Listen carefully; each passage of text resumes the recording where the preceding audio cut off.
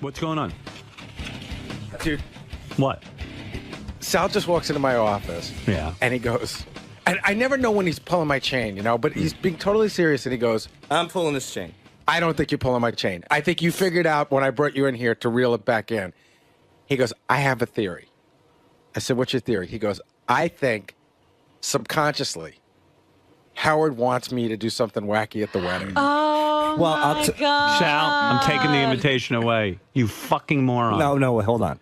Even Beth said she was listening yesterday when you walked in, and instead of saying, hey, I'm really excited to be coming to the wedding, and I'm really glad, you know, Beth saw a way to invite me, you go, what is your comment? Your comment was... She finally came to her senses. say, she heard that, she goes, I so fucking I don't know, want him I there. heard that too, Well, and I was like, oh. Yeah, If I she goes- said thank you, it would be boring. Who, Right. you know, that's what I try to even defend you, but She if you doesn't do- that was a joke for the radio. Honestly, Yeah. if you pull anything weird, I'm going to assign Ronnie to you the entire night. If you do anything weird, I'm going to have you fucking thrown right out on I your won't ass. do anything weird, and I'm not your therapist. What?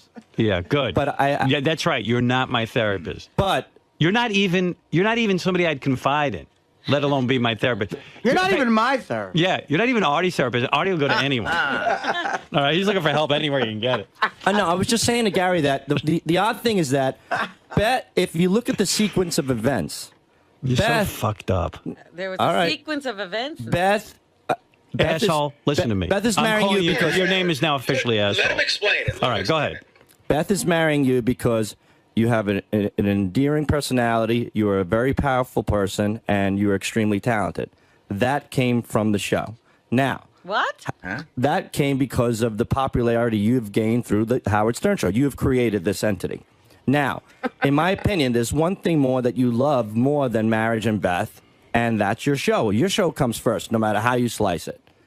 And in an odd way, Is that right? all these events that have happened throughout the course of the years that have made your show great has led you to Beth. So I think there's only one thing more important than you than marrying Beth, and that's for a good show. So subconsciously, All right, Sigmund by Freud. you knowing, Let me just tell you something. Hold on, let me finish, sir. Subconsciously, by you, So does Beth subconsciously want you to do something too? but there's one thing higher than Beth in your mind, and that's the show. So subconsciously in your head, you're Okay. thinking, okay, if Sal comes to the wedding, something might happen, and even though I love Beth, it could lead to something good Sal, to the show. I'm telling you right now, you're fucking insane. You're mentally ill, All right. and you have low intelligence. And you invited him Yeah. to your wedding. And I I can was just be about good. to say, I am stupider than you because I invited you. I somehow fucking felt bad for you. And Sucker. subconsciously and consciously, I will fire you if anything goes down. If you don't fucking behave exemplary, All right. But in an exemplary manner, you're out. if your show goes down, Good. because I'm not Good. the guy That's you right. want me to I be, want and my Beth show to go. divorces you That's because you're no right. longer All right, popular, get the don't fuck blame out. me. You're insane. Get out. Oh, my No longer God. popular. Get out. I don't It's a even want to hear joke. your voice. Listen, I went home, and yet last night, you know, when Beth says to me, I need to sit down and talk to you about something really serious, she means business. And I didn't know what it was, and then I went, oh, this must be about Sal. And I feel the same way. Look, here's the You know what? chronology of this thing. And let me just tell you this. All right, and- because I have a thought. yeah. First of all, I like Sal very much. I do. Don't get me wrong. I like him. I don't even believe that. All right, I John don't like. Edwards. No, I do. Let me say I like working with Sal. I'm okay with Sal. You like working with him, okay? Yeah. Let me put I'll it that buy way. that. Yeah. You do. Yeah, I do. I honestly do, Art. I know. He's Yeah. funny. And like Mrs. Edwards, I don't know her first name. Elizabeth Edwards. Sal is in remission right now. He has a bout of whatever it is that he has, this disease. 𝗏 disease, let's call it. And then all of a sudden everyone tells him what a moron he is. And then all of a sudden he sounds reasonable. Right. You know, so you don't know who the real Sal is and really what's going on with him. But he doesn't sound all that reasonable, because I heard him on the wrap-up show. He sort of got it, but he still doesn't. He thinks you're somebody that you're not. Yeah, I can play you some clips from the wrap-up show if you missed it yesterday. But, you know, here's the thing. You know, here's the chronology of this thing. You know, Sal came on the show and he blasted Beth pretty good, and Beth's a good sport, and she took it.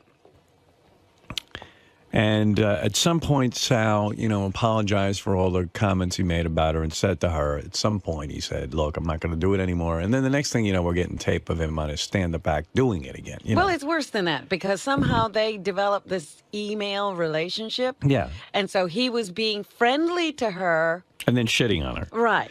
So, she had it and said, listen, she goes, I know he works with you and stuff, but I don't want anything to do with the guy. And I understood. And that was fair enough. And so we had this détente, this kind of like, this is how the relationship was. And she said to me, look, I'm getting married. It's the biggest day of my life. I don't want this guy who wishes ill on me and lies to me to be sitting there at my wedding. And you know what? And I thought about it and I said, I don't want him there either. I was very much in agreement with her. It's just too weird. Good guy, like working with him, no problem, but it's just don't need him at a wedding. Don't need him there. It's a day of a celebration of something that Beth and I are into.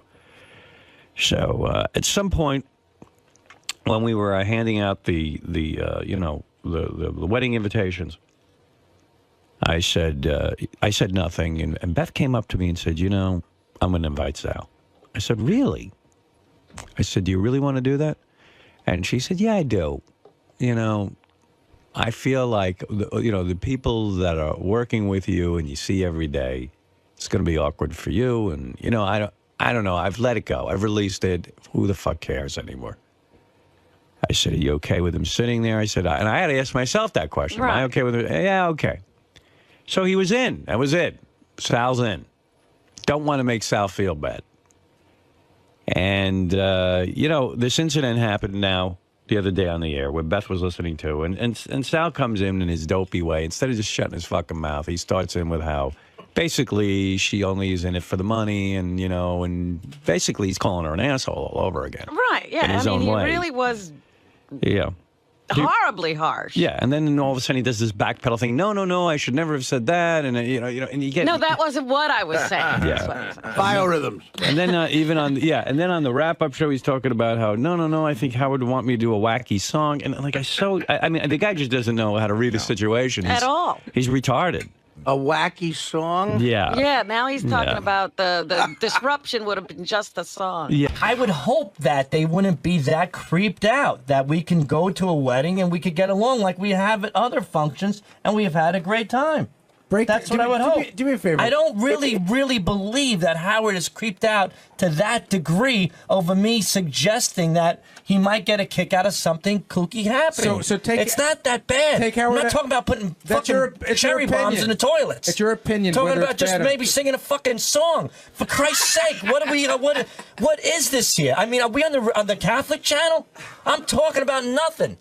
A fucking song at a wedding. But he's not. I'm sorry. I grew up with a guy who wanted to skull fuck dead people, and that's the guy that I love and admire. And so I kind of get Howard's crazy side. But that's not Howard in real life. I know that, but I'm sold on that. If it's not Howard in real life, who the fuck am I? What? 𝗦𝗵cie Feinberg? I know what you're talking about. Of course it's Howard. It's Howard Stern. It's an extension of who he is. He says he's the man on the radio, and he's not the real man off the air. Have you been around him enough off the radio? Have you read his books? The real Howard's the man behind the mic. Have you been around him enough to realize, yes, there's an extension of Howard's personality that's the air personality. You're calling the man a phony, Gary. No, I'm not. Have you been around him enough to know that he does not act? If Howard's the same guy on air as he is off the air, why is he not marrying a porn star? Why are there not strippers coming out of his limo everywhere he goes? Why would he live out east? Why would he not just be hanging out at Rick's every night? He's not the same guy. I know that. I know that. But sounds like the listener who sends in like a penis cake and Howard throws it away. Right, that's right. No, but no longer. I'm an employee now. I've made it perfectly clear. I know where I stand. And if he's creeped out about me not going to the wedding, I will talk to him. I will talk to him. I will talk to Beth. Okay, so let's talk about Beth's email. How does that? What does that make you think? Like, how do you interpret it? What was her email? What was her email? Her email is, let's have some class and step out of the wedding. It's one sentence. If Sal has any class, he won't come to the wedding. Well, who'd she send that to? Me. Okay, so Sal, you're done. And what did I say on the air? Telling you not to come. And what did I say on the air, Gary? But What did I say? Please quote me. I don't now. remember you telling me. Now you don't End remember. of the right. conversation, Yeah, Sal you don't said remember he would- because Sal said you he gotta would, keep he spinning would my wheels. gracefully bow out. And okay, that's so it. now And that's why is it different now than it was before? It isn't. I said it. I said I'm gracefully bowing out. Now, No, but Sal also said later in the show when the high-pitched mic stuff came up, I was Howard said, right, if I don't bowed know out- what Sal's doing, blah, blah, blah. right. So in other words, it's now, if anything changes from this point forward, I'm not going to the wedding. I bowed out. That's it. He thinks my life on the air is the same as my life off the air, and I'm looking for him to do things like I am on the air, and it's like he just doesn't get where we're at. Well, he's also projecting his attitude towards your wedding. He thinks that his attitudes are your attitudes. Yeah, and he's so he sick. thinks he's Howard. Right. Yeah, and he's so sick on the wrap-up show. He goes, well, what are you telling me? Howard isn't who he says he is on the radio, then who am I? Like, in other words, he's basing his life on me. I mean, here, I'm going to play it. Well, his life would be a sham if you're Yeah. not who he thinks you are. You got to hear this We're fucking allowed guy. to tell him who he is. That's great. Let's see, Gary. He doesn't know who he is. If based on I believe him. Yeah. Hey, Howard. Yeah, what page? It's page 2. Yeah. And it's if you're looking for that specific one, it's the 5th clip. Who is the real Howard? Okay. I don't really believe that Howard is creeped out to that degree over me suggesting that he might get a kick out of something kooky happening. So take it's not that bad. take Howard- I'm not talking about putting That's fucking it's your cherry bombs opinion. in the toilets. It's your opinion talking whether about it's just better. maybe singing a fucking song. We don't know what he was Yeah, talking nobody about. had a description of what he was planning to do. We don't know what's in his head. He's Now done it's- everything from, crap in the top of a toilet Yeah, but now he's saying, oh, it's just a song, but who knows what he was talking to about. pulling a plug on a television Right. during the dropping of the ball on New Year's Eve. For Christ's sake, what is this? Maybe it'd be, a song how Beth's a horse face and Right, that I'm an yeah. asshole. Yeah, God and- knows what or the that she's a lyrics whore. would And be. I'm going to be broke and, I mean, who knows what it's going to be. It's going to be a great night. Right. Here? I mean, are we on the Catholic channel? I'm talking about nothing. A fucking song I at gotta a say, wedding. I'm But out. he's not I'm looking sorry. I for- grew up he's with a not guy who looking wanted for to the skull Sal fuck show. dead people, He's not and looking that's the for the guy that I Sal love show and at his admire. And wedding. so I kind of get his. I kind of get Howard's crazy side. But that's not Howard in real life. I know that, but I'm sold on that. If it's not Howard in real life, who the fuck am I? Mortimer Feinberg? I don't know what you're talking about. Of course it's Howard. It's Howard Stern. It's an extension of who he is. He says he's the man on the radio. Who am I? What? Yeah, what does he mean? Who is he if you're not thinks- you? He thinks he's me. Or something. That if you're not the guy he thinks you are, he can't be him. Oh, my God, that guy's so fucking mental. That's where you say, "Ooh, he's crazy." Yeah, well, anyway, we had a long talk about this whole thing, and really it's just getting uncomfortable, and I think it's best, he was in, we did the right thing, I think, and Yes, invited him. absolutely. And it's you best, tried. I'm gonna say this in all sincerity, it's not a bit for the air. I would prefer Sal not come to the wedding. I know he has an invite. Please don't accept the Yeah, invitation. it would be better for all concerned if he Get didn't out of come. here. It'd just be better. Get out of here. What I was going to say to you, Howard, why are you even having discussions of all people that you're having discussions about attending your wedding? You're talking about Sal? That would piss Yeah, me off. You right. come home from work and then Yeah. Got an hour to talk about Unfortunately, Sal. that's how he's kind of insinuated himself into my life. Well, that's my point. That's why he shouldn't be there. Yeah. Because, it's one thing to have to discuss whether you're going to have a certain family member that, is a little bit of a problem. But some guy who works with you is causing these kind of major discussions? Yeah, I know. It's it's kind of my personality because all the guys who work with me are important to me. I really feel that way, and And they should be honored and excited about going and not causing you problems. yeah, he's That's just my point. It's just not going easily. I know he kind of said, "Hey, I mix it up on the air. That's what I do," but it's just getting a little weird. It plays into his mental illness. Yeah, It really does. I'm and not I sure. really think he's having a psychic break. I do too. Yeah. radio, and he's not the real man off the Have air. you been around him enough off the radio? Have you read to- his Well, book? The Real Howard's the I man help behind the fucking write mic. him. Have you been around him enough to realize, yes, there's an extension of Howard's personality That's the You're air calling personality. the man a phony, Okay, Gary. No, I'm not. Have you been around him enough to know that he does not act? If Howard's the same guy on air as he is off the air, why is he not marrying a porn star? Why are there not strippers coming out of his limo everywhere he goes? Why would he live out east? Why would he not just be hanging out at Rick's every night? He's not the same guy. I know that. I know that. But sounds like the listener who sends in like a penis cake and Howard throws it away. Right, that's right. No, but no longer. I'm an employee now. I've made it perfectly clear. I know where I stand. And if he's creeped out about me not going to the wedding, I will talk. He changes his opinion every 3 seconds. Right. Oh, this whole rap about he's given up on being your friend is bullshit. Yeah. Tim, I will talk to him. I will talk to Beth. All right, so here's how we should work it. Him and his wife were common. Now they're not. And that's the end of it. It's enough. They should go out and have a nice dinner Yeah. with each other. And it's sad because, Poor you know, wife. I'm the type of personality now that will feel bad about this. Well, and I that's shouldn't. the sad part of Yeah, it. I It's really shouldn't. always But you're gonna going feel to be worse a if he burden comes. for Yeah. you. Yeah. Whether he comes or not, you're burdened. Yeah, he burdened me. Yeah. He just fucked my head up. He couldn't have just left it the way it was. That's what I'm talking about. That he shouldn't be an issue at all. Yeah. Because I know me, I feel bad. I don't like leaving people Well, that's out why of he got stuff. invited in the first place. Right. It was all straightened out. If you think about it, it really is not what a wedding is about. You know, you meet a woman, you fall in love, you spend time, and then you make a big decision. I'm going to marry this woman. And the celebration of that decision becomes, oh, God, is Sal coming? Did High-Pitched Mike win this essay? Do I have to invite him? You know what? It should High-Pitched just Mike's be- a it should just classy be all- kid. Yeah, right. He is. He wrote me a note last night. He goes, listen, there's no, I'm going to my parents' anniversary. I don't want you to feel burdened by this. I know that, That I'm is not nice. invited. That and, is sweet, you know, yeah. it's fine.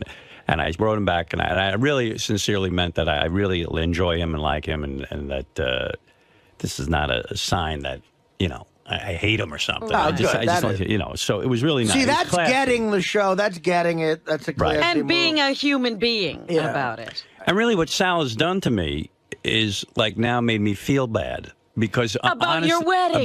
like honestly, it was just like a nice celebration, and now it's like I got to disinvite someone, and in a way, I think he likes that because he becomes the focal point. We're talking about him some more. It's Yeah. like he's your son. Yeah. Well, they haven't and he's handed in not. you haven't handed in a bit in 2 weeks. This bit is fantastic. Yeah. Sal, I got to tell you, in all seriousness, I heard you're it. uninvited, and I'm I know, sorry, I know. but Listen, it's just got to be. You're not with it. you're not on top of things. Even someone even closer to me called me up in confidence and said to me, "I'm really nervous about this guy." And honestly, Was it your parents? No. Oh, okay. But That would have made you so happy. I want to let you know Thank and you. Beth know. The last thing I want from you is to feel awkward. Good. I've put my, and please don't. I give you all my blessings, all my wishes, and I'm glad that you're able to utilize that invitation for somebody who is much more worthy No, than actually, myself. it's not going to anyone else. We're sort of overextended at this point, so it Okay. actually just clears everything out. And we didn't. And after what you pulled yesterday and everything, we didn't even know where to put you, what table to punish people with. You know, Well, so the it would only best be place you seen could as the put me, loser table. the- Yeah. right. The best place you could put me is out of there. I have to realize what I do. I have to learn to separate. You're never going to learn. I'm going to tell you. Can I tell you something about you? Well, by me, You're not. this Not is something. capable. There's an intelligent. You're an intelligent guy. There's no question. But there's some sort of intelligence you're lacking, Right. and you're not picking up on a lot of things. It's called having a screw loose. Yeah, and in a way that works for the show. You got to screw loose, but it doesn't work well in terms. I like you. I do. Thank you. This is not. I like you too, believe it or not. I tried so hard to invite you. I know, We invited you. We invited you. And Beth, it hit me when I got home. Beth hit the nail right on the head. If once in my life I could show some class to this woman, Right. who has been so generous Yes. and magnanimous to me, the best thing for me to do is simply wish her the best. Right, wish her well. And stay the hell out of there. Yeah, enough with the joking around. Right, I can and say I'm Howard sorry. doesn't love her as much as the show. And Right. I mean, you gotta just Bad fucking example. realize she's just like, I don't want this guy who just I don't fucking blame her. hates me. You know, I told my sitting wife there. yesterday, and Yeah, you did tell her, yeah, she felt so bad for you and Beth. right? You know, Yeah, she that's said, thank you. and she sounded exactly like you guys. Well, that's when And- the reality hits you. We could say it all day. You had to see it on your wife's face? No, I before it hit realize you? that she's just as much as a backstabber as all you pieces of shit. By the way, No, she you know, really Sal, honestly, and I'm going to tell you this is the truth, and you don't have to explain it. Sal still doesn't know what went wrong. I do know what went wrong. No, you don't. I do know what went wrong. I really spooked you guys, and I had a little bit of a thought, and I said maybe I should run with this thought, and that's why I passed it by Gary. I didn't think it would snowball to this degree. Right. And I really scared people, and that really bothers me because I'm not insane. I'm not crazy. I just have these thoughts, and I open my big mouth. I think I have like Ralph Cramden syndrome, where, you know, he always puts himself in these positions with his mouth, and that's my biggest problem. I know I could have behaved myself. But wait a minute, Sal. When you have a thought like that, you don't say that was a silly thought. You are thinking of running with it. No, I say You're like Ralph Cramden, but you never go at the end, baby, you're the greatest. Right. Alice, I was You know what wrong. else it is? Like when Ralph went- Like you go, you guys, this is how crazy you are. You go, you guys, I don't know why you're making such a fuss. Because all I was talking about was a song, but no one knows what's in your It head. was a dumb song. You know, first of all, I'm not looking for a song from And you. then you don't know what that song they- would say Like either. I don't need a song parody. I don't blame you, but I'm saying if and they- also, Go ahead. It's like I don't want the wedding to be about you. I agree. And all you know, I would come to you if I wanted you to sing a song. I don't. Right. And all you had to do is be there, be a normal person, and you have a hard time with it. You want to be a star so bad. You want to be noticed so badly. And I understand this And drive. that's I'm not a a good- performer. Right. But you can't even for a day say, I'll let Beth have her day, I'll let Howard have his day. It's got to somehow revolve around me. But it's I even can't worse just sit than there. that. Well- It's worse than that because he's like, you know what? This is the phony Howard. I'm going to help bring out the real Yeah, Howard he's at gonna his assist wedding. me. No, it's Yeah. not. That's what you were it's not. saying. You have to understand. You have to understand where I come from as well. You know, I'm a No, guy. we don't. No, Well, why should we? Well, I'm saying we don't want to go We don't- there. You don't need Come to from understand Lange. anything. That's where I come from. The loony bin. That's where you should go back to. But you're right, and I have a lot to learn. You know, I'm in a tough situation because I asked John Hine yesterday, and I'll ask you too, do you want me to change? I don't think you do, but at the same time, I sabotage myself by acting this way. Okay. And I don't want to sabotage So no, myself. don't change. Be yourself, And don't but come to just the don't wedding. come to the wedding. Yeah, because and, you know what? I can't. But Howard, I had it all worked out, and again, you who knows what other fires you would set. But I want to say to you, please, I definitely made my bed. I'm grateful for everything Thank you've you. done. I and tried my best. I know, no, but I got you in. And I want to also not only apologize to Beth, but also say thank you too for being so considerate after all She this likes bullshit. you. I know, and She I like said, her. I really want to invite But- Sal. It came from her, not me. And But- I was like, wow, okay, great. But the most important thing, and I know how you are, and I know what a big heart you both have. I just don't want you to please feel awkward. I realize Good. exactly the situation I put myself in, and I wish you both the best on Thank that you, day. Sal. How about this? Why don't you say you're going to Disney World again with your family and you wouldn't be available so they can get right off It's the hook? okay. I understand what No, Sal's no. saying. On that day, it will You not can't only afford to go to Disney World again. on that day it will not only be a great joyous day for you, but it also will be a learning experience for me on how to treat my boss and his wife. All right, you know, two good. people who are very good to me. You know, you're making sense now, and you're showing me an improvement. I may be able to get you an invite, not to my wedding, but to High-Pitch Mike's parents' 40th anniversary. I think that would be wonderful. And they'd All right, like a there song. you go. And I wish you two the very, very best. Thank you, Sal. And you're okay with the fact that you're not a friend of Howard's? I'm okay with it. Absolutely. Was your wife terribly disappointed in you? She said, she goes, have Howard call me. I got to talk to this guy. I mean, Right. she's willing to even talk to She you. knows I know her pain. In a Yeah, sense, but she's, you know, believe it or not. You know now what she goes through every day. she lovely girl. I would have liked to have had her there. She's just said, "What's the matter with you? You know, you have to stop this." She goes, "You have something in your head, this one little thing that always as soon as you're told not to do it, something in your head will push you to do it, Right. guaranteed, and it will happen, and you sabotage yourself. And you have to learn the difference." The man, she goes, "He's the greatest entertainer in the world. Do you think, for 1 second, if he wanted to do something stupid, he would pull you aside, you asshole, and tell you what he Right, would want?" of course. He said over and over and over again, It's my wedding. It's the greatest day of my life. It's the woman I want to marry. It's her day. She's looking forward to it. And you're in the background, like you're in the back, like in some evil basement, concocting these things. Yes. To think, now you know, got it. Okay, right. so you and she learned. Goes, and I said, I know, but the crazy thing is, and maybe this is why I need a therapist,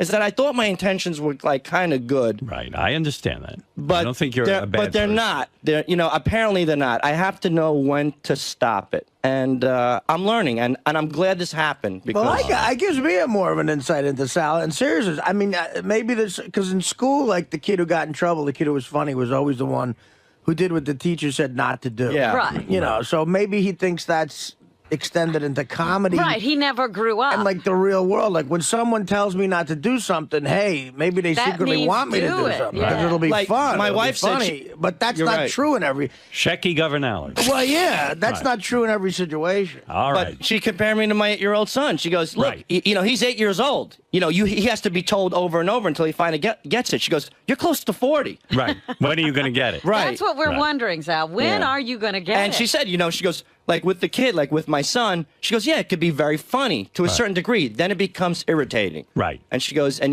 that's what you're doing now. You're irritating people. Right. Okay. And I'm All very right. good at it. So. All right. Thank you, Sal. At least I'm good at something. No harm, no foul. Thank No, you. now please, yeah. everybody is very happy and all Yeah. calm. I really think Have Sal the has- greatest has time. problems. You do. Yeah. You think that? I truly think. No, I think we all do. I know you're never getting married, so I don't give a fuck what I say about you. See, you're not You saying won't be missing my wedding. That's right. There won't be one. Robin There's has a not a theory. lunatic in the world that will walk down the aisle with this coupe. Robin has a theory that you really do have problems. Yeah. No shit, Sherlock. No. I mean that you're getting worse. You're trying to get better, but all the time you're getting worse. Okay, how am I getting worse? By recognizing my fault and wishing them well. Is that... Because just what Howard says, you can't see any of this stuff. I think all those fruit shakes are getting to a fucking No, brain cell. you You're really out of your can't mind. see any of it. Yeah. And more, he continues to believe his delusional mind. That No, I he don't. knows things. Yes. No, I don't. Yes, you do. Like, in other words, She's you know what absolutely Robin's right. saying? You know what Robin's saying? And maybe this will clarify for you. I think if someone you respect here, like maybe Gary or somebody came up to you and said, even as a prank, look, Howard really wants you to come to the wedding, man. You know that he's just saying this. Like, you should go in like a wacky car. Like, you could be convinced of that. I can't. No way. I bet you could be. Yeah. No, Could not, easily be one of not in them. this case. The truth to this is he had run this by John Hein and others, and they told him don't say it. Don't even think it. And he said they're wrong. He went to Gary. He believes himself. Right. But now I've recognized my fault, and I've apologized, and I wish Howard and Beth well. But every time this happens, the same scenario goes on. You keep What believing scenario? It's yourself over. I'm not going to the over wedding, and good I'm happy. advice. But John Hein sits you down and tells you you're whacked out of your skull, and then you just go, he's crazy. Right, when he told you in the car ride home that you should never repeat that again, what made you go to Richard and then to me? I think, again, it's that little thing in my head that, the more I hear That's don't. the thing we're That's what afraid I'm of. talking Well, about. you don't have to, because I've recognized Yeah. that. And John Hein, a guy who's busy all day memorizing the ratings to Ugly Betty, Right. for him to take time out. Hey, Howard, there's a contingent of guys out there that have a theory, and I'm just curious. By the way, do you get your $100 back? No, because Benji and I, we talked he was about it. invited. Yeah, he was invited. Beth Yeah. made the move, and that's what the bet was. Right. Okay. There's a group of people who feel that Sal still doesn't understand that he's wrong. What he does understand is that everyone around him Thinks he's wrong. tells him he's wrong. But I don't know if he still fully understands. No, he definitely do you fully, doesn't. Like, No. if people I'll didn't tell you tell what's you, going That's the to- thing I'm Yeah. talking Sal's about. saying, Yeah. I'm saying the right thing now in order to Right. get everyone off my back, but No, I'm not. to But show I'm- them that I'm sane. But really, when it comes down to it, how could Howard betray me like this? Because I'm being real, and I'm the innovator I'm here. the one guy who's honest and true. I'm the guy who's going to make his wedding You're like really the dumb. interesting. You're like the dumb Hannibal Lecter. Like, as much as they told Hannibal he's wrong, at the end of that Silence of the Lambs, he's going to eat that guy. right. He doesn't care. there's a group of guys out there that are saying that Sal has done a great job of rehearsing No, I an haven't. apology and knowing what to say. That the words are right. Right. But is the Thought process there. No. That's and so I'm asking you, Sal. Do you understand? Do you think, in spite of my kookiness, Gary, do you think I have a good heart? Yes, I do. I really do. I think you have. Okay, I think it's a great that, one. yeah. Thank you. And this is that side of me. The side that I don't like to show on the air. I don't know why. I don't want to come off as I don't know. But Gary is right. Sal feels like, oh my God, all I did was say something great here. Right, and right. look at all the airtime I've given. And, yeah, but it's not about that because I think I could have filled the airtime otherwise. right, exactly. Yeah, I might have found something. If there's anything that I wanted to generate airtime over, it certainly wouldn't want to be something where I would disinvite myself to a wedding. Yeah, I don't even. What he really that's how wanted stupid I airtime am. Over was how big an asshole he was at your wedding. Right. The other thing is, I want to put together a clip reel of just since we've been here at Sirius, how many times Sal has stood at that podium and go, "Listen, guys, all I done. get it. I've learned my lesson." Yeah, and he doesn't, and he's getting worse. but- That's what I'm talking about. I do understand. In spite of what you may think, I do understand. And the most important thing to me, off the air, is because again, you were so generous and kind. I don't want you to feel awkward, and I thank you for being so considerate. That's all. That's the only thing I care about. So you're saying don't think about him anymore. All right, Sal, thank you, and I'm glad we're past this. Best of luck to everything. All right, thank you very much. We'll tell you all about it. Right. Where will Sal's delusion lead to? Like, where do you think it'll all end up, Robin? I don't know. It'll be bad one day. Yeah. One day he will. The end not, of White Heat, like James Cagney on the top he of will a. not talk to anybody about what he's thinking, and then he'll do it, and we'll read about him in the paper. Sal, have you really learned your lesson? Yeah, absolutely. What is that lesson? What's the lesson? What have you learned? I don't know. I'll tell you one day when I figure it out. I've learned that, did you just hear, take the little piece of video that you just heard on the air and listen to it again. I mean, yeah, but it's the best that I can do is give them my blessings and step back. I mean, but they even said like you agree that you did something wrong, but then a couple days later you're just gonna make the same mistake. Has a couple of days happened yet? So we'll have to hold on to this piece of tape and see what happens a couple of days from now. And I'm sure I'll be proven right. Maybe. I don't think so. Not in this case. That's it.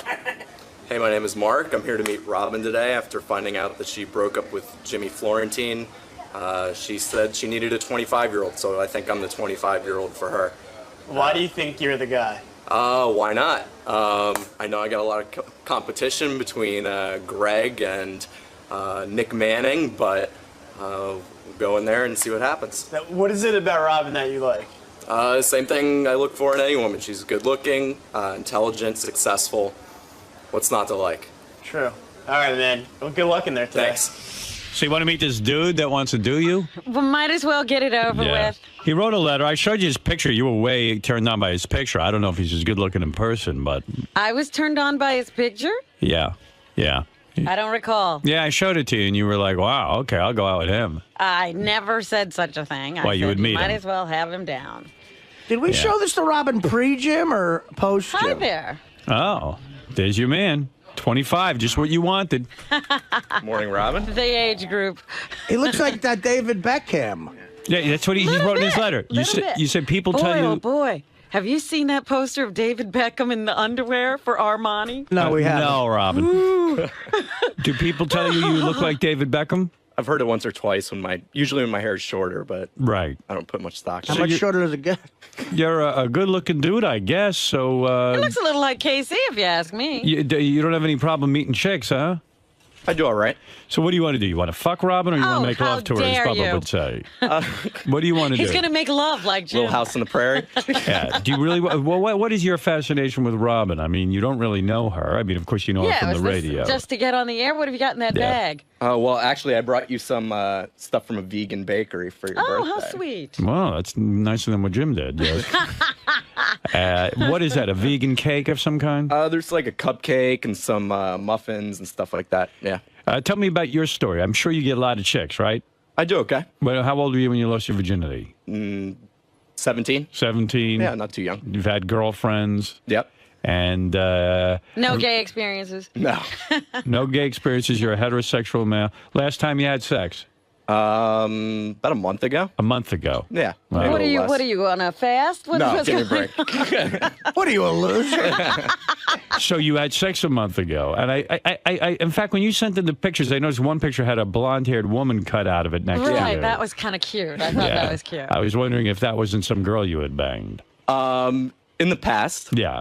So you have no She's an old problem with girlfriend. What do you do? You got a job, or you're a student? What do you got? No, I have a job. You got a job. What kind of work are you into? I work in the PR world. I'm a software developer. All right. And what is your fascination with Robin? When did it begin, and what made you think to go out why with are Robin? you here? Yeah. Clearly money. Make Software your developer. pitch. What's that, 40 grand a year? Yeah. I do all right. I'm sure. Make your pitch. Go ahead. Well, I mean, like I told the guys outside, I mean, I'm interested in the same things with Robin. I would be about any woman. She's good looking, successful, intelligent. You know, I think we would have a good time. We went out to dinner. Right. So, in other words, you don't know where it's going to go. You're not some crazed fan. You just think, hey, maybe it'd be interesting. Have you ever Yeah, made because it? if you're a crazed fan, you could get hired here. Yeah. Did you? I'm looking for the +1 to your wedding. Robin, without That's it. without talking to Mark even further, are you feeling a physical attraction toward him? Feeling a physical attraction. Yeah. He has a very cute face. Right. And a nice voice. You know what? I don't want this. You know, Robin and me live in the same area now. I don't want this guy hanging around my house. Artie, you have to think of it too. We have to make this decision together. Yeah. Robin, what's going through your mind right now? Are you embarrassed to say you want this young man, or what is it? Embarrassed? Because he is rather young. You say you want a 25-year-old. He actually seems very mature. I mean, I've talked to 25-year-olds who I have to run out of the room. Right. Because they're just so silly. Now, I notice you happen to be a white man. Are you is there an interracial aspect to this? Are you some sort of you into only black chicks? Do you date He white had a chicks? blonde in the picture. I've seen many a black woman dye her hair blonde. Were you dating P. Diddy's mother? What is going on there? No, Anything? I mean, race really isn't an issue for me. Have you I've ever dated- banged a full black woman? Yes. You have? Yes. Look at you. How many black women have you had? 2. 2? And by full black woman, we mean a girl with a police record. I'm not even that black. Right. Right, Robin. She's like white. Robin's not even close to being black. You've never been in jail, Robin? No. No, all right. I'm blacker than Robin. So you like Robin's style. You feel now. What about the age difference? Robin is, and I'm going to break the news to you. Oh, Do you know how boy. old Robin is? She just had a birthday, right? Right. How old do you think she is? Well, how she looks and how old she really is probably 2 very different Right. things. Do you know her real age? Her Well, I think you said it on the air the other day, didn't you? And that I didn't did. frighten you? What was the Absolutely age not. you heard? It frightens in her me. 50s, I believe. 50 what? Let's hear it. That I'm not Say sure. it. 56. More than twice your age. How old is your mother? Oh, older than Robin. How old is your mother? My mom had me when she was like 37. So Oh, I see. my mom was a little bit older. So let me do some math. You're 25? Yep. So that makes your mother 67 years old. Right, Robin? That's right, Howard. Right. Your math is perfect. You know what? If they asked me that on a test, I couldn't answer it. You'd still Let's be see. there. If your mother was 37 when she had you and you are 25. Yes. See, I just add 37 and 25 together, but that's not right.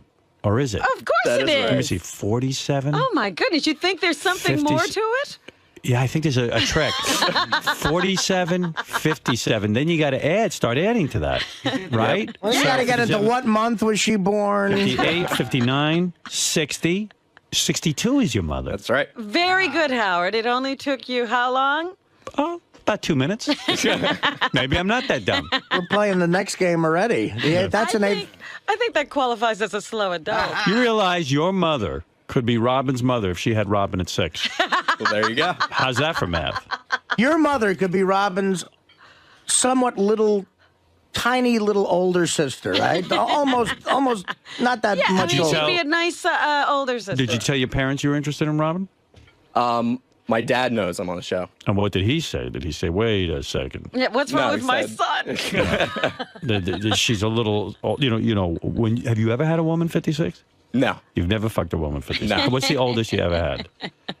Like 41, I think. 41. Now, and listen, change of life occurs for a woman in her 50s. You Okay. understand Is that true? Let me talk to this gentleman. I don't know if he knows everything he's getting into. I don't think you need to tell him anything else. You know, Robin needs KY. Oh, I'm going to shoot you with this pen. You know What? that big pen contest? You told me that on the air. And I told you that had to be something to do with my health at the time. Oh, so you do not need KY? Never. All right. Okay. Don't shoot me. With your big I've pen. never met a chick who didn't need KY. Every chick you've been with used KY. Yeah, what are you talking No matter what about? their age. Howard, can you talk to me? That means they're usually dry and they're not turned on. Oh shit! Not So even you're a crisp saying, new Robin, 100 turned them on. Without you shooting me with a pen, what you're saying is you would be fully wet for this gentleman if you were to be. I in bed might with be him. right. You're wet right now. All right, that's good. Oh my god. So now that you see Robin in person, are you disappointed or are you very surprisingly pleased? Oh, I'm very pleased. She looks even better in person. Oh. You like what you see. Absolutely. Now, you know, Robin is a wealthy woman. Is she? Well, some will accuse you of being a gold digger because you're a young man, what they call And you're blonde. your arm candy. I can live with that. You like that. I mean, people are going to talk, so let He them looks talk. like every employed guy living in a guest house in L.A. Now, if Robin says to you at some point, look, Mark, Look you. you're a handsome young man. I like it. You got a good physique. You got a pretty face. I am going to fuck you, but I don't want to be seen in public with you. I want to have you at my apartment. You're a secret. Right. You're going to be my boy toy. Could you live with that? I think I could live with that. You could. You would live with that. I mean, that's not the ideal situation. I mean, I but wouldn't know how I'd react because assuming no one's that ever said that to me. Get out of here. I bet that pays more than being a computer software guy. Get out of here.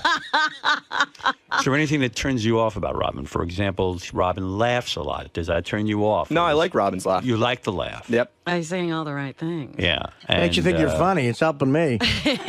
What about her glasses? Anything? Is there something you don't like about her? No, Robin looks great. You like the way she looks? Yeah. Well, the only Why are you thing trying to dissuade him? I want to be sure. Robin, Does do it you bother you that she takes coffee enemas and that she puts tubes up her ass and then shits out whatever's inside of her? Would you mind dipping your cock in some cappuccino? Would that turn you off at all? No, I think all women probably do some pretty crazy stuff themselves. If you accidentally walked in and Robin was on her side on a bathroom floor with a tube up her ass, you would not be turned I on. hope she would lock the door. And then out of the tube, you saw one of your vegan cupcakes. You spend so much money on. You see it. It's great with Robin. You see the food going down and coming out. Robin, what is your impression of this gentleman? He seems like a very nice guy. Do you want him? Oh, stop, Do you have Howard. a feeling that you want him? Haven't I done enough dating on this show? Do you? Oh, well, I'll ask you to leave then, Mark. I guess Robin's saying she doesn't want to date you. Robin, what we're saying is, would you let him bend you like Beckham? This guy's a good-looking guy. He's right up your alley, what you're looking for. 25 is the sure. age. You said you want to fuck a young guy. Hey, Howard? Yeah. I left the room for 1 second. Did we ever arrive at how large he is? Oh, my no, God. we didn't. Do you have the You penis better that have Robin something in your desires? pants. 'cause It's she's Freddie. looking She for will something. laugh at you if it's tiny, boy. You better I'm have, telling either you. have big balls or a big cock. Right. I've never Her had any last boyfriend had complaints. huge balls. Oh, my God. I don't know how big my balls are, but I've never had any complaints. You never had any complaints. No. Have you ever measured yourself? No. Is that true? No. I have never measured myself. Has the girl ever said, ouch? Yes. You heard a girl with your penis? Oh, my Yes. goodness. You did? Yes. Oh, that's pretty No, good. he had her in a headlock. I've never, ever heard a girl with my penis. I was going to say, I've heard girls say ouch, and then you add it with your penis. I'm sorry. Robin, what's the ideal size for you? If you like 6, 7 inches? That would be nice, yeah. Could you fill that out? Yeah. Yeah. You're thick? Yes. Or you are? Good. All right. How's your recovery rate? Pretty good. Yeah, he's 25. You should Oh, be he able to must fuck be her. like a jackrabbit, yeah. You should be able to come back in a minute. You think you could fuck her 3 times in one night?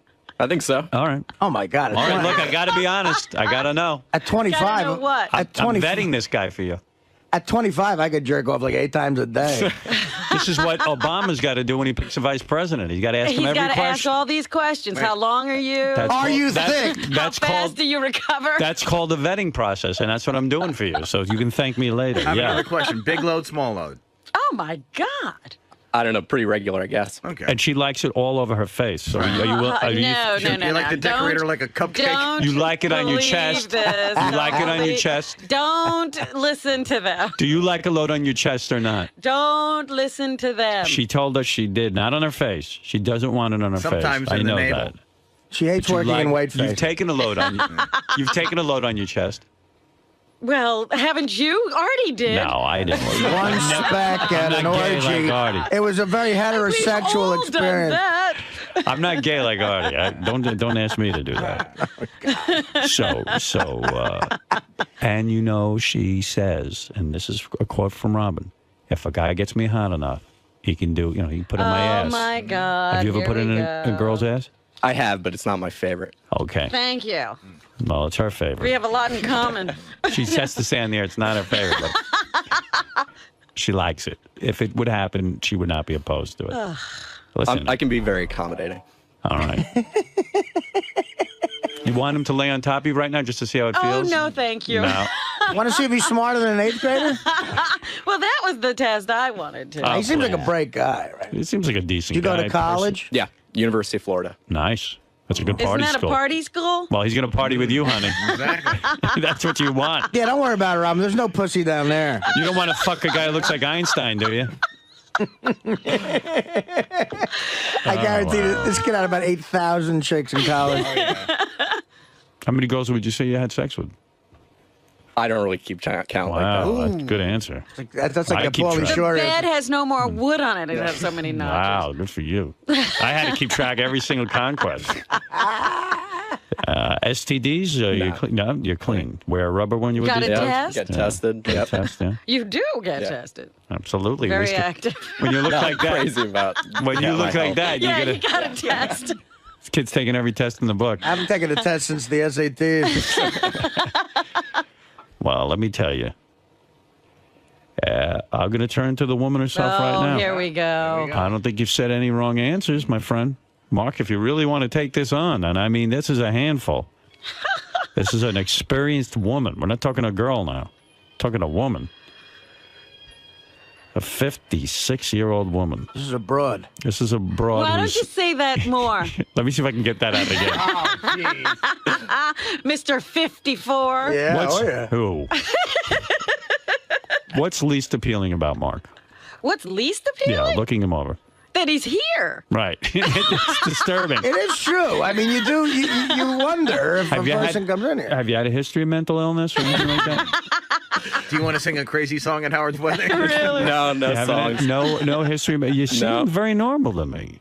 Yeah, but there's got to be something wrong, right? Is it going to bother you that, I mean, Robin has said, she's told me on the air that she does not swallow a man's jism. Oh, here is that we gonna, go well, let's again. put it out on the table, Robin. Is it going to Do I bother you? always tell the truth? Yes. There should be some mystery. Do you? Is it going to bother you when Robin, when you blow a Spit you load, out. spits you out?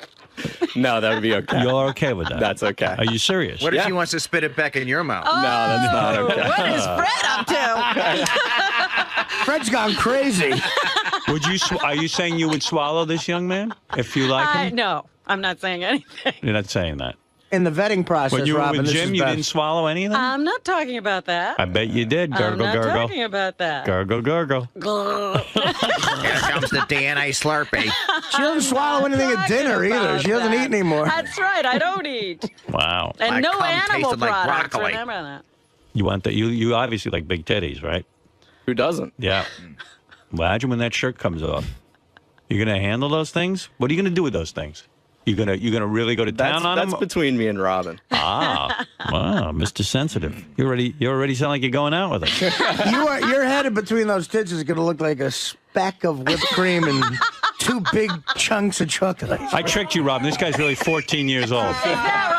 No. Now she Well, I wants didn't him. do anything illegal. What's he make a year? Let's get down to the nitty gritty. Like, what do you make? What do you pull down at that software thing? Close to 6 figures. Really? Oh, wow. 25-year-old You're looking guy. better and better. Yeah. Oh, close to 6 figures in the New York area. You got to Yeah. live in a subway, right? I don't even think. No shack. It's no shack. He's got a nice box. I don't even think that Jim made close to 6 figures. No.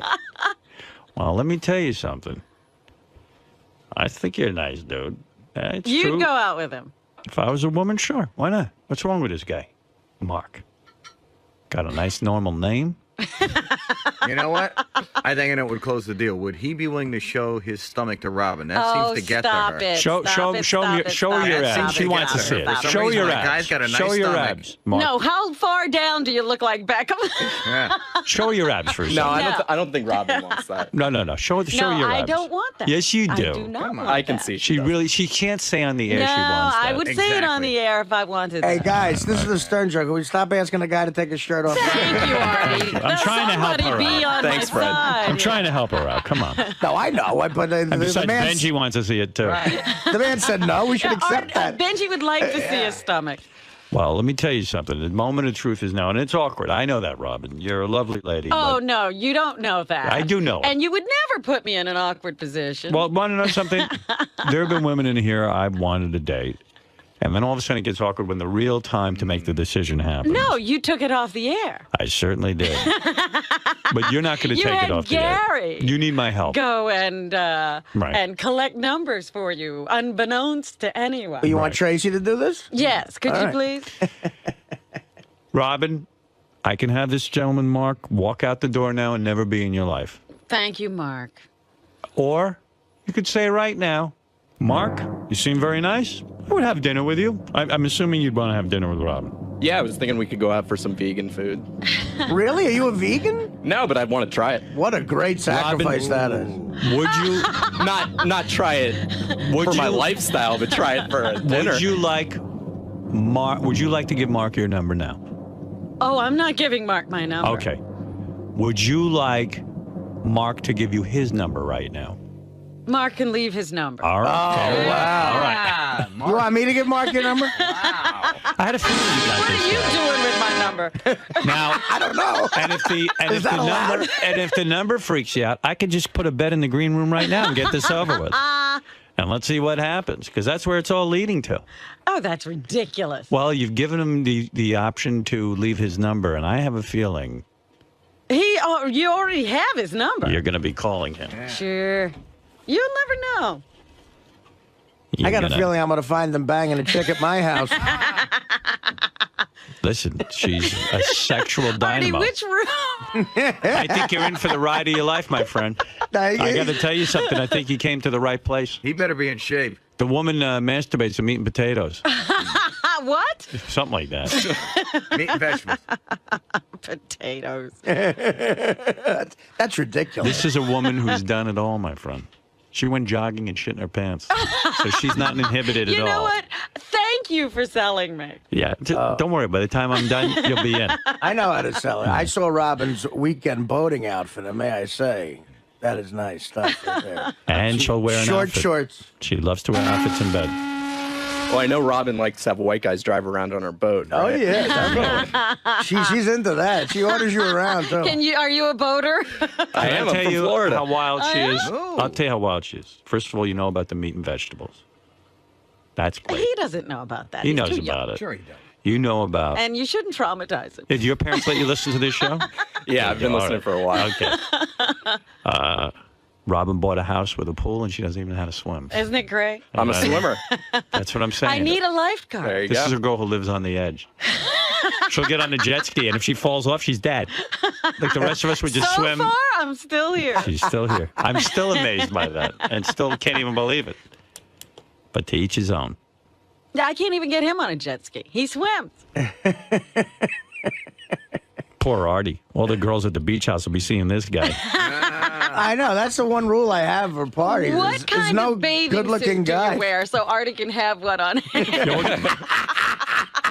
Do you wear one of those sexy French bikini cuts? Well, I mean, I was a swimmer, so I do have Speedos, but I usually stick to the board shorts on the beach. You're like a one piece. You're sounding better and better. How soon will you call him? Give him an idea so he's not left hanging. I'm not saying anything. I just told him he could leave his number. If he leaves his 7:37. number, are you going to play games and wait to call him, or are you going to just be a nice woman How and do I call know? him? I'm not. This is Will you again. when would you like to call, Mark? When would you? Well, when do Robin you think said would she be doesn't want appropriate? any more game playing, right? Right. So, So would you like her to call you tonight?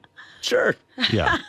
Would Well, you I give the mean- guy a call tonight? Can you give him that, at least some hope I here? didn't say I was going to call. I said he could leave his Would number. you be willing to call him tonight is what I'm asking you. Let's stop playing the bullshit games. Oh my God, this is so ridiculous. Are you like willing? I said, when he was interested in a woman in here, we didn't even know That's he took true. the number. So you have to How be like long me? did you wait? Who are you, Sal? I want to be exactly like you. You're my hero. Wow. And if you're not you, who am I? I am asking you. Good one. That's true. Would you be willing to commit to Mark now to give him a call tonight? Would you be willing? I will call him and thank him for being on the show. You will. There you promise go. you will do that. There you go. All right. So tonight you'll be getting a call from Miss Robin Quivers herself. All right. And I guarantee you'll be fucking by the end of the weekend. 'Cause Yeah, this girl, sure, when sure, she wants what the heart wants. Let's just go to dinner and then we'll see what happens. The girl you banged a month ago, what happened to her? She dead? Where is she? What happened to this one? You don't even know, right? No. She buried in a shallow grave. Have you ever jerked off to Robin? No, I haven't. You haven't? No. Is that true? No, yeah, it's true. Why not? Yeah. She's a big star. Dude. I'd like to show Robin some respect. All right, good. So you're from This Florida? is a you moved- wild woman. Oh, here we go. You think you can handle I'm her? not so I think I could do wild. okay. She's so wild. Remember, tell you- House on the Prairie sex. Well, I'll tell you how wild she is. You want to know how wild she is? How I'm wild? going to give you an indication. She moved to Staten Island on purpose. All right? That was crazy. This is someone who's wild. That's crazy. All right, listen. You're getting a call tonight. Don't blow it, Junior. All right. You fucking came in here, you had the goods.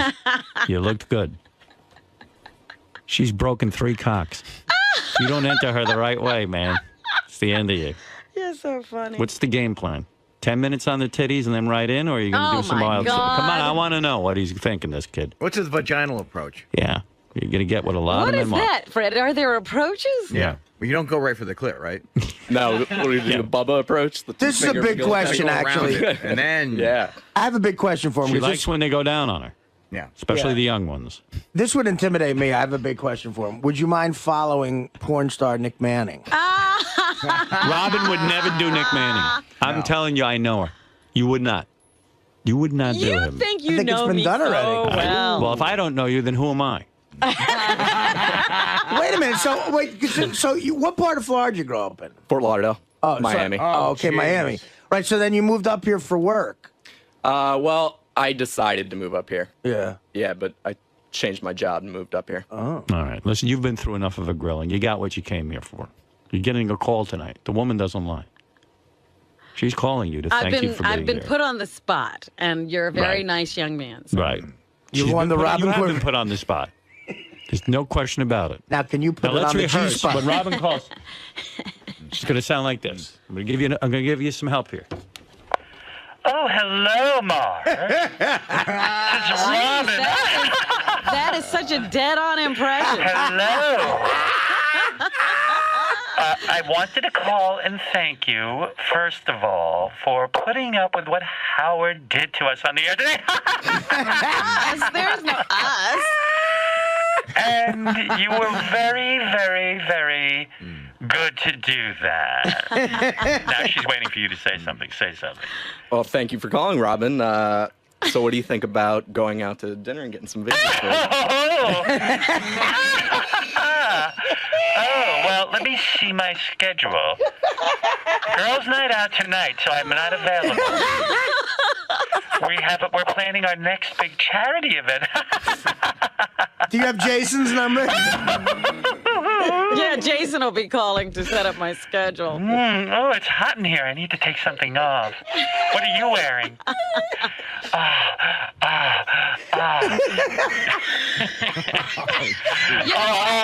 Maybe you can handle the call, and I'll just sit back. When Howard said I'm dry, he's so far from the truth.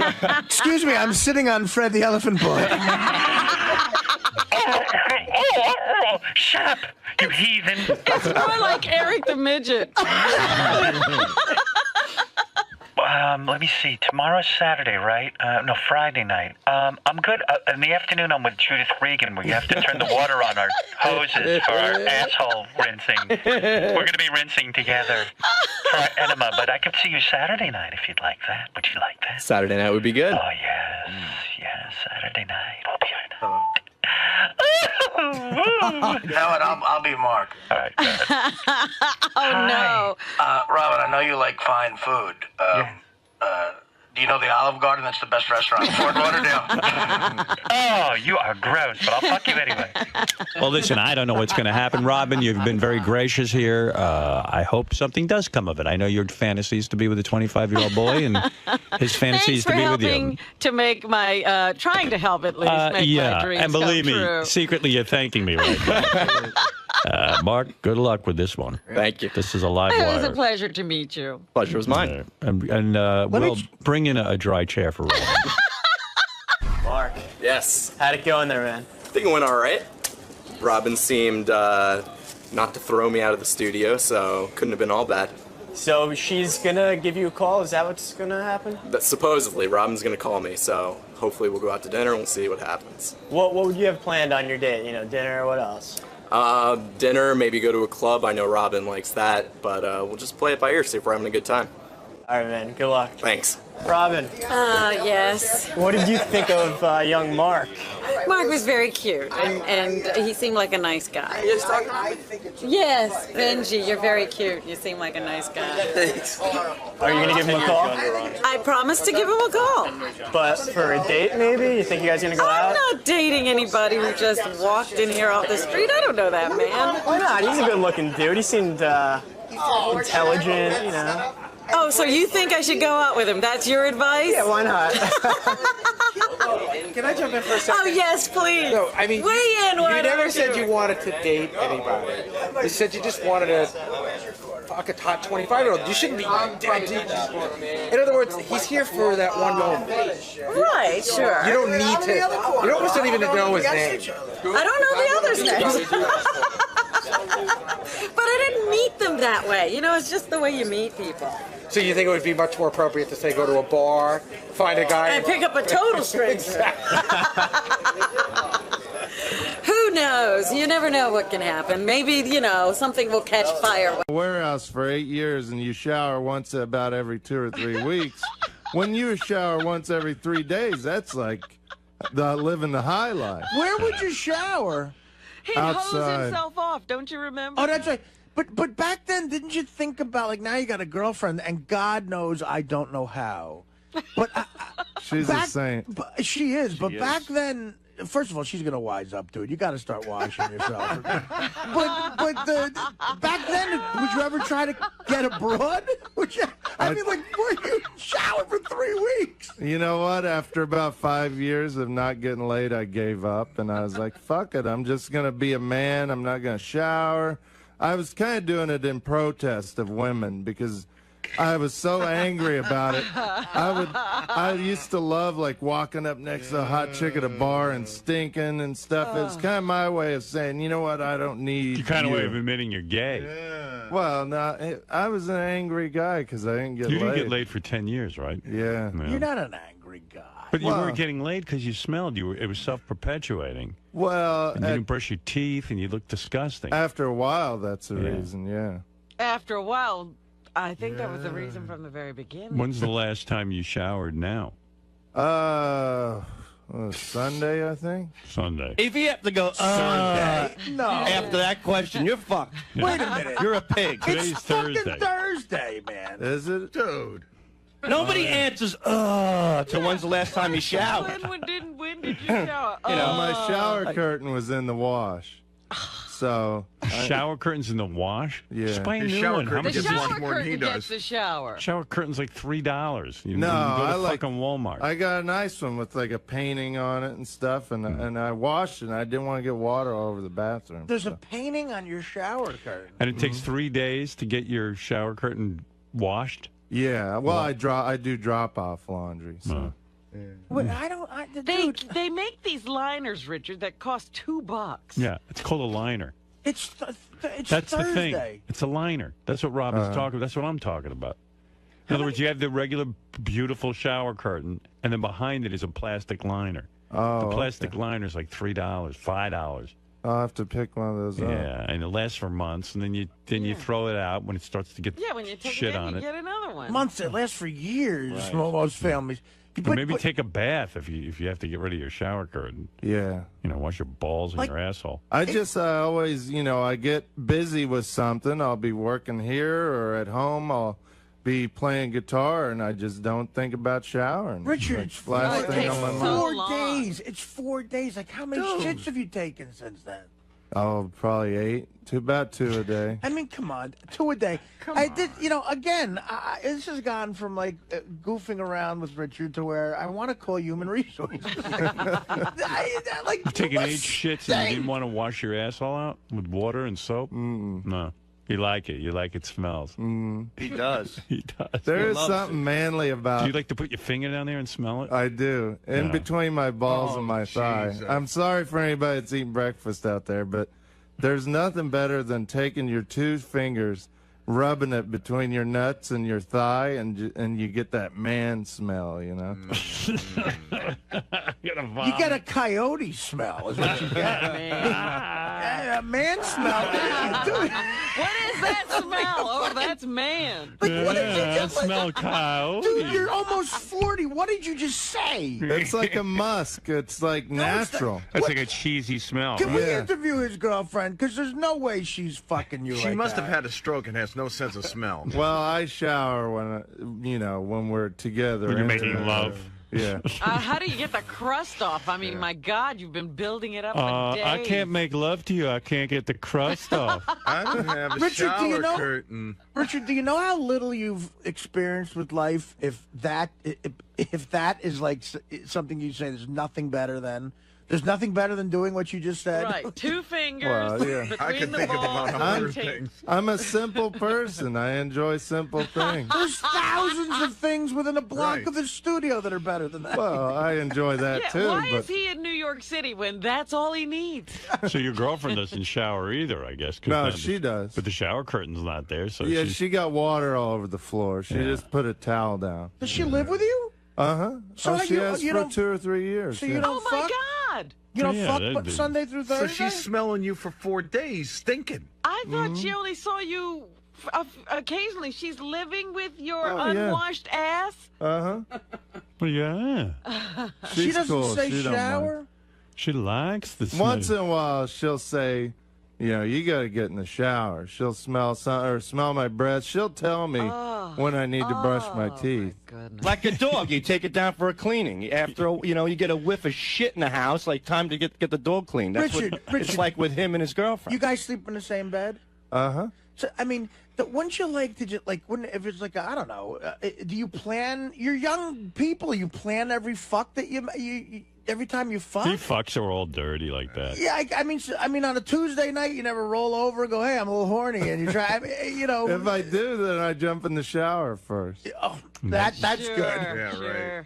First Scrub down. First of all, you don't. Second of all, who wants to go through that? Just be clean all the time.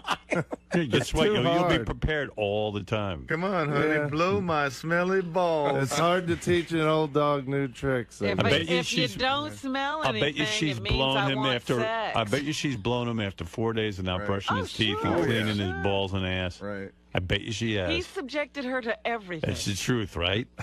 I don't know. Yeah. I don't know when I shower and when I Stick don't. your finger in my smelly ass. Nothing better than that. And then she's a drinker too, right?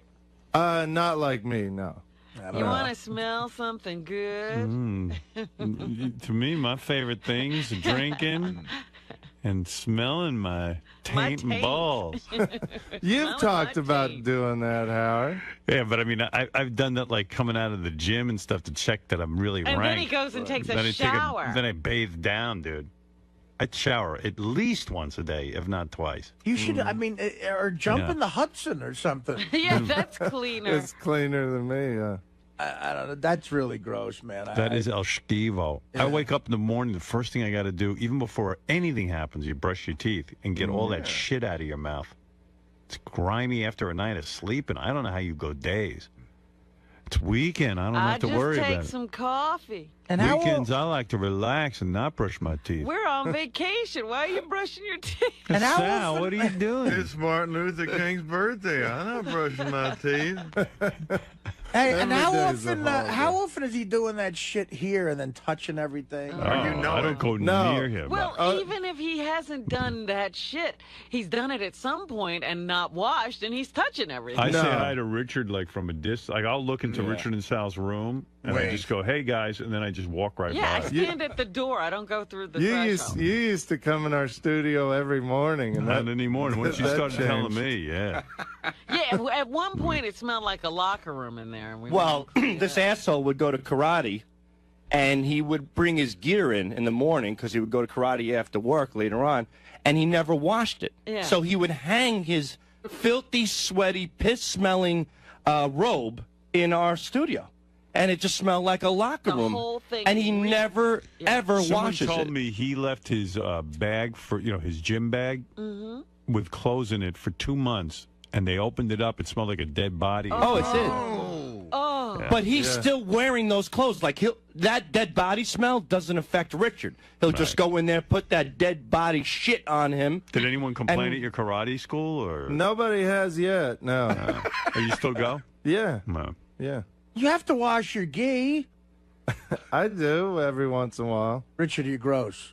Really, it's not. You should move Yeah, out he of the doesn't New care, York Artie. City. There is no way of embarrassing him into He's not being embarrassing. better. He's if you notice, he loves it. smiles when he like a admits to all retard. He loves it. He likes it.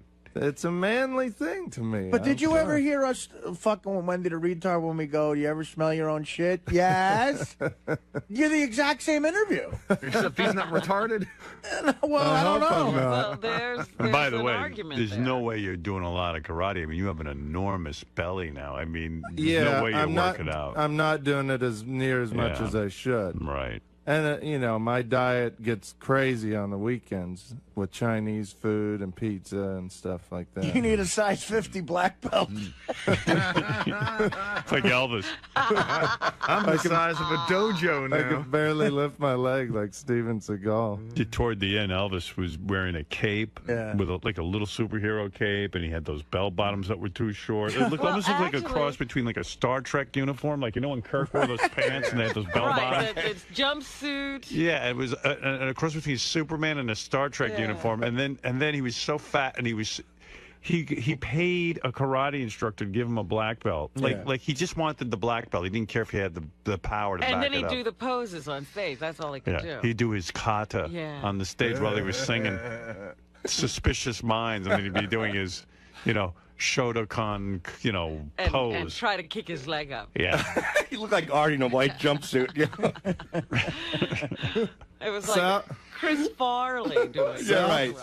Sal, didn't you try karate and they humiliated you or something? A long time ago. All right. All right, boys. All right, Fascinating glimpse into the world of Richard and Sal. Isn't it a little embarrassing to It is. for Howard to be calling you, filthy and smelly, and then your buddy over here is piling on? I know. I mean, you work here for enough time, and you try not to let things phase you. But I thought you were brushing regularly and washing more often. I am. 'Cause we talked about this a while back. What you did with Howard, and it seemed to have had an effect on you a little bit. A little bit, but old habits are hard to break, and I'm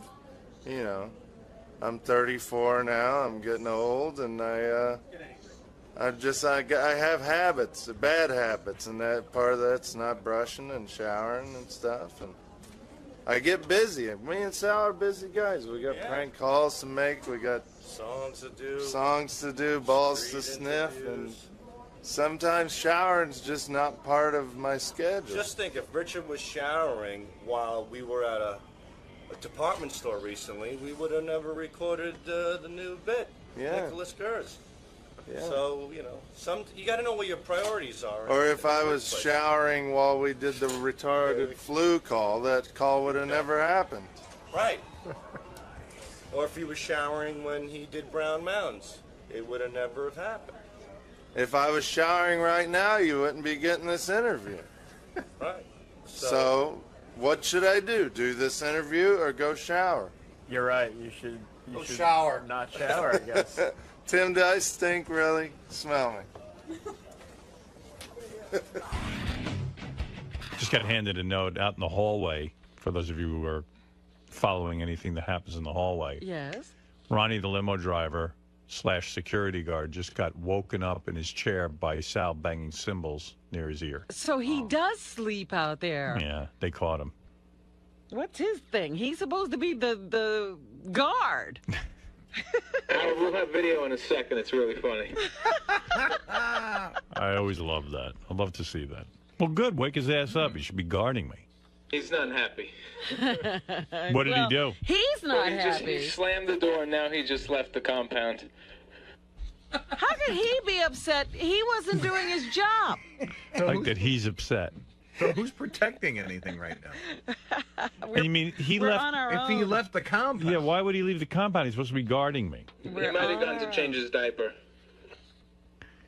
Probably shit his pants. Yeah. It's the second time this month. Sal. Oh, here we go. Fred needs audio. I've got it.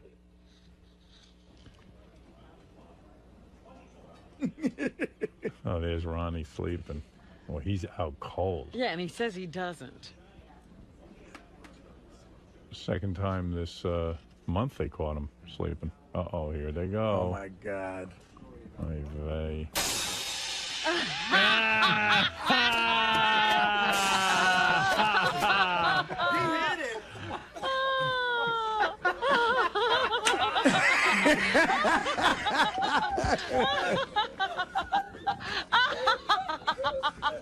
All right, man? Oh, that's great. Get the fuck out of here. I'm sick of you motherfuckers. Slammed the door on them. Yeah, but... But he's sleeping on the job. Yeah, is he sleeping so he can stay up late running around? Because Ron, he you goes can't, out. you can't sleep here, dude. That's really crazy. I mean, that's your job. Even Artie knows not to sleep. Knows Boy, that Ronnie can't sleep. God, sleeping sounds so There's good right certain jobs you can't sleep through. I got to see that again. When's that going on Howard TV? The fans need that one. That should be out tonight. I love Ronnie. I'll be on one of tonight's Daily Show. On tonight's show? It'll be on tomorrow night after midnight. Oh, tomorrow night after midnight. I love Ronnie stealing all my Here, fucking listen, bits. listen quietly, because maybe you'll hear him say something. There he is. He's asleep. Here comes Sal.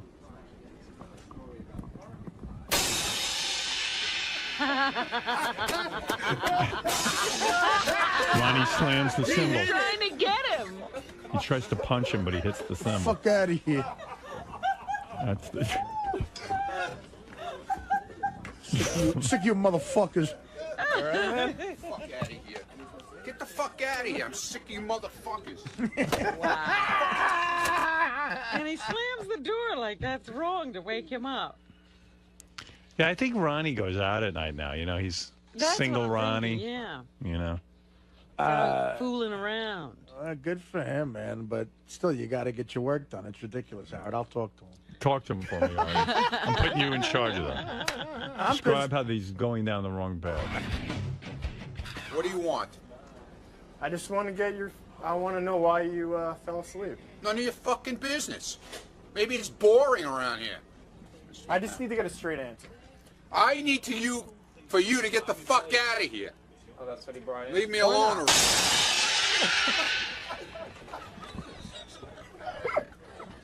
I saw some stuff out there. Look at all the burgers again. Look at these animals here. Wait, look what? at this. What's Look at, going on? Look at the Wait, background. Look what's going on. You could jump in. Chris, Let's do a sentence. so for people who don't know the radio business, it's very rare to get free food. So right here at the end of the show on Thursday, Bobby Flay and his people were nice enough to send up a bunch of free burgers, as Salas told everyone, taste like pussy. That's how good they are. And the entire floor... Animals. They're like freaking animals. And now Look at 'em. convened around our free food table. Interns, radio guys, the Howard TV guys.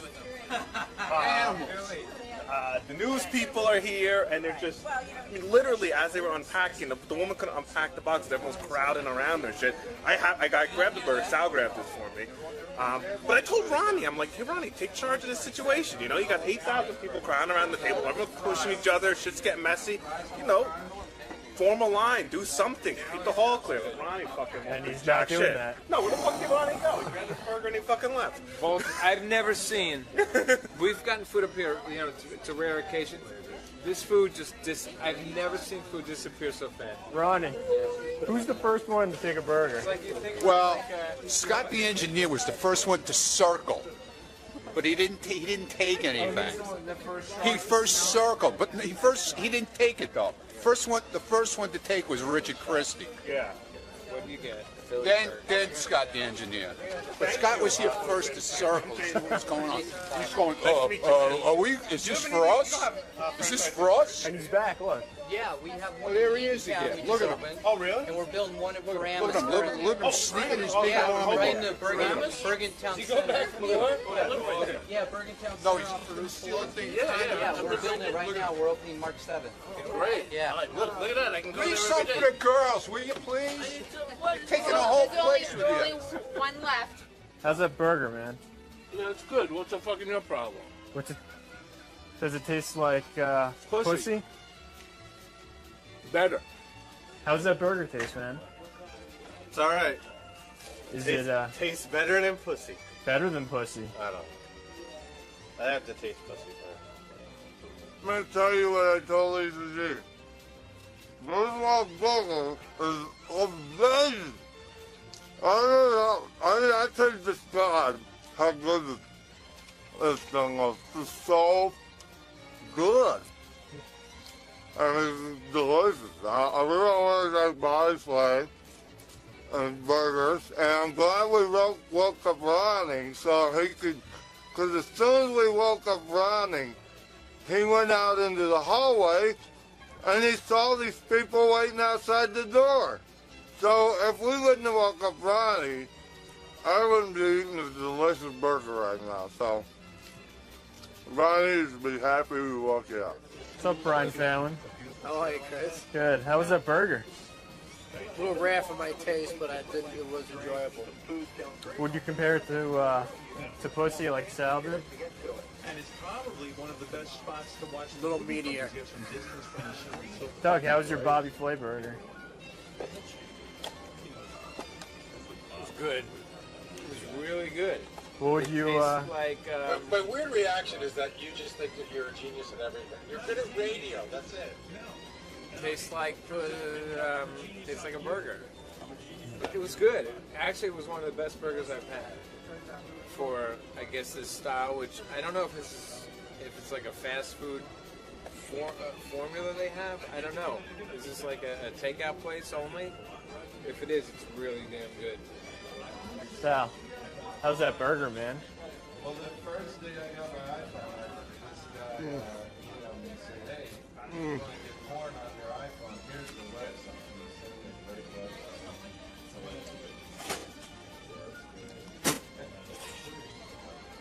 website. You know what it tastes like? You know what it tastes like? I have a site for it. Tastes like your cock.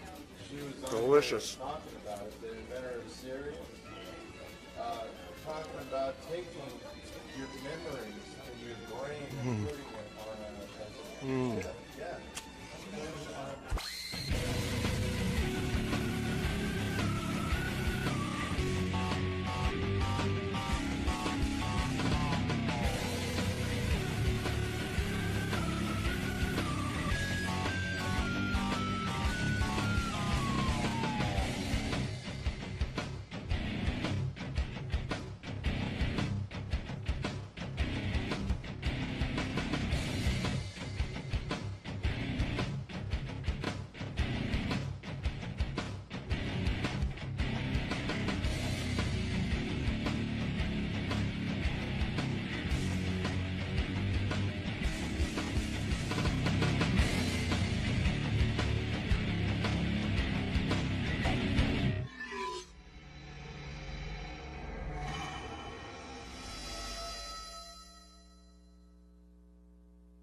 How long do they keep this urine when you're being tested for steroids in the NFL or the Major League Baseball? Because What do you now mean?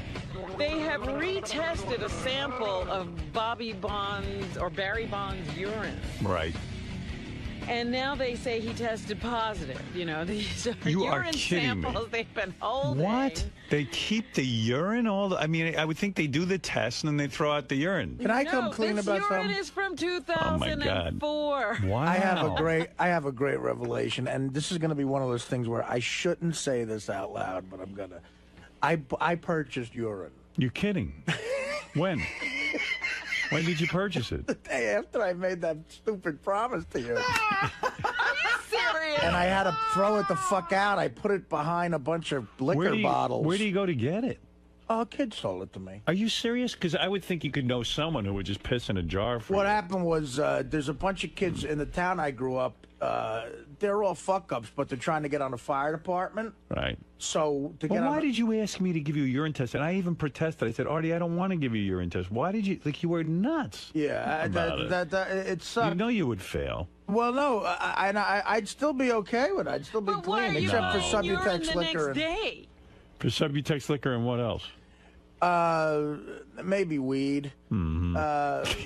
But You're doing great. No. I was He's next. clean as I a was whistle. next to somebody who was smoking weed, but Oh. no, that could fail. And you know, I don't know. I'm fine. I'm not on heroin, but I paid $500. Oh. And I told the kid he's trying to get on the fire department, you know, and he's like, "Yeah, this is brutal. I haven't smoked pot or done anything for 6 months." And Oh, so he's going to get urine for himself. How Yeah. gross is it? it's gross. I made him. I mean, where do you? What did they sell it to you in a jar? Well, he came over to my place, and I made him piss in the, you know, I didn't see dick in cup, but Right. He put it in like a Poland Spring bottle, and then I transferred it with gloves Oh, my to something else, and then I put tin foil around it. Because it's so gross to look at. Yeah, and then I put it in the back of a bunch of whiskey bottles, and then I just threw it out like last week. I forgot So I what had part of you insists to me? I said to you, Art, you don't have to do a urine because test. I was don't excited. Want I tried to make it sound like I'm normal. Yeah, but I yearn to be normal. I know, but I told you you're never going to pass it. No. And, you couldn't pass a urine test ever. Yes, I could. Why don't No, you we? couldn't. Yes, I could. When? Just put Artie in rehab. I'm not in.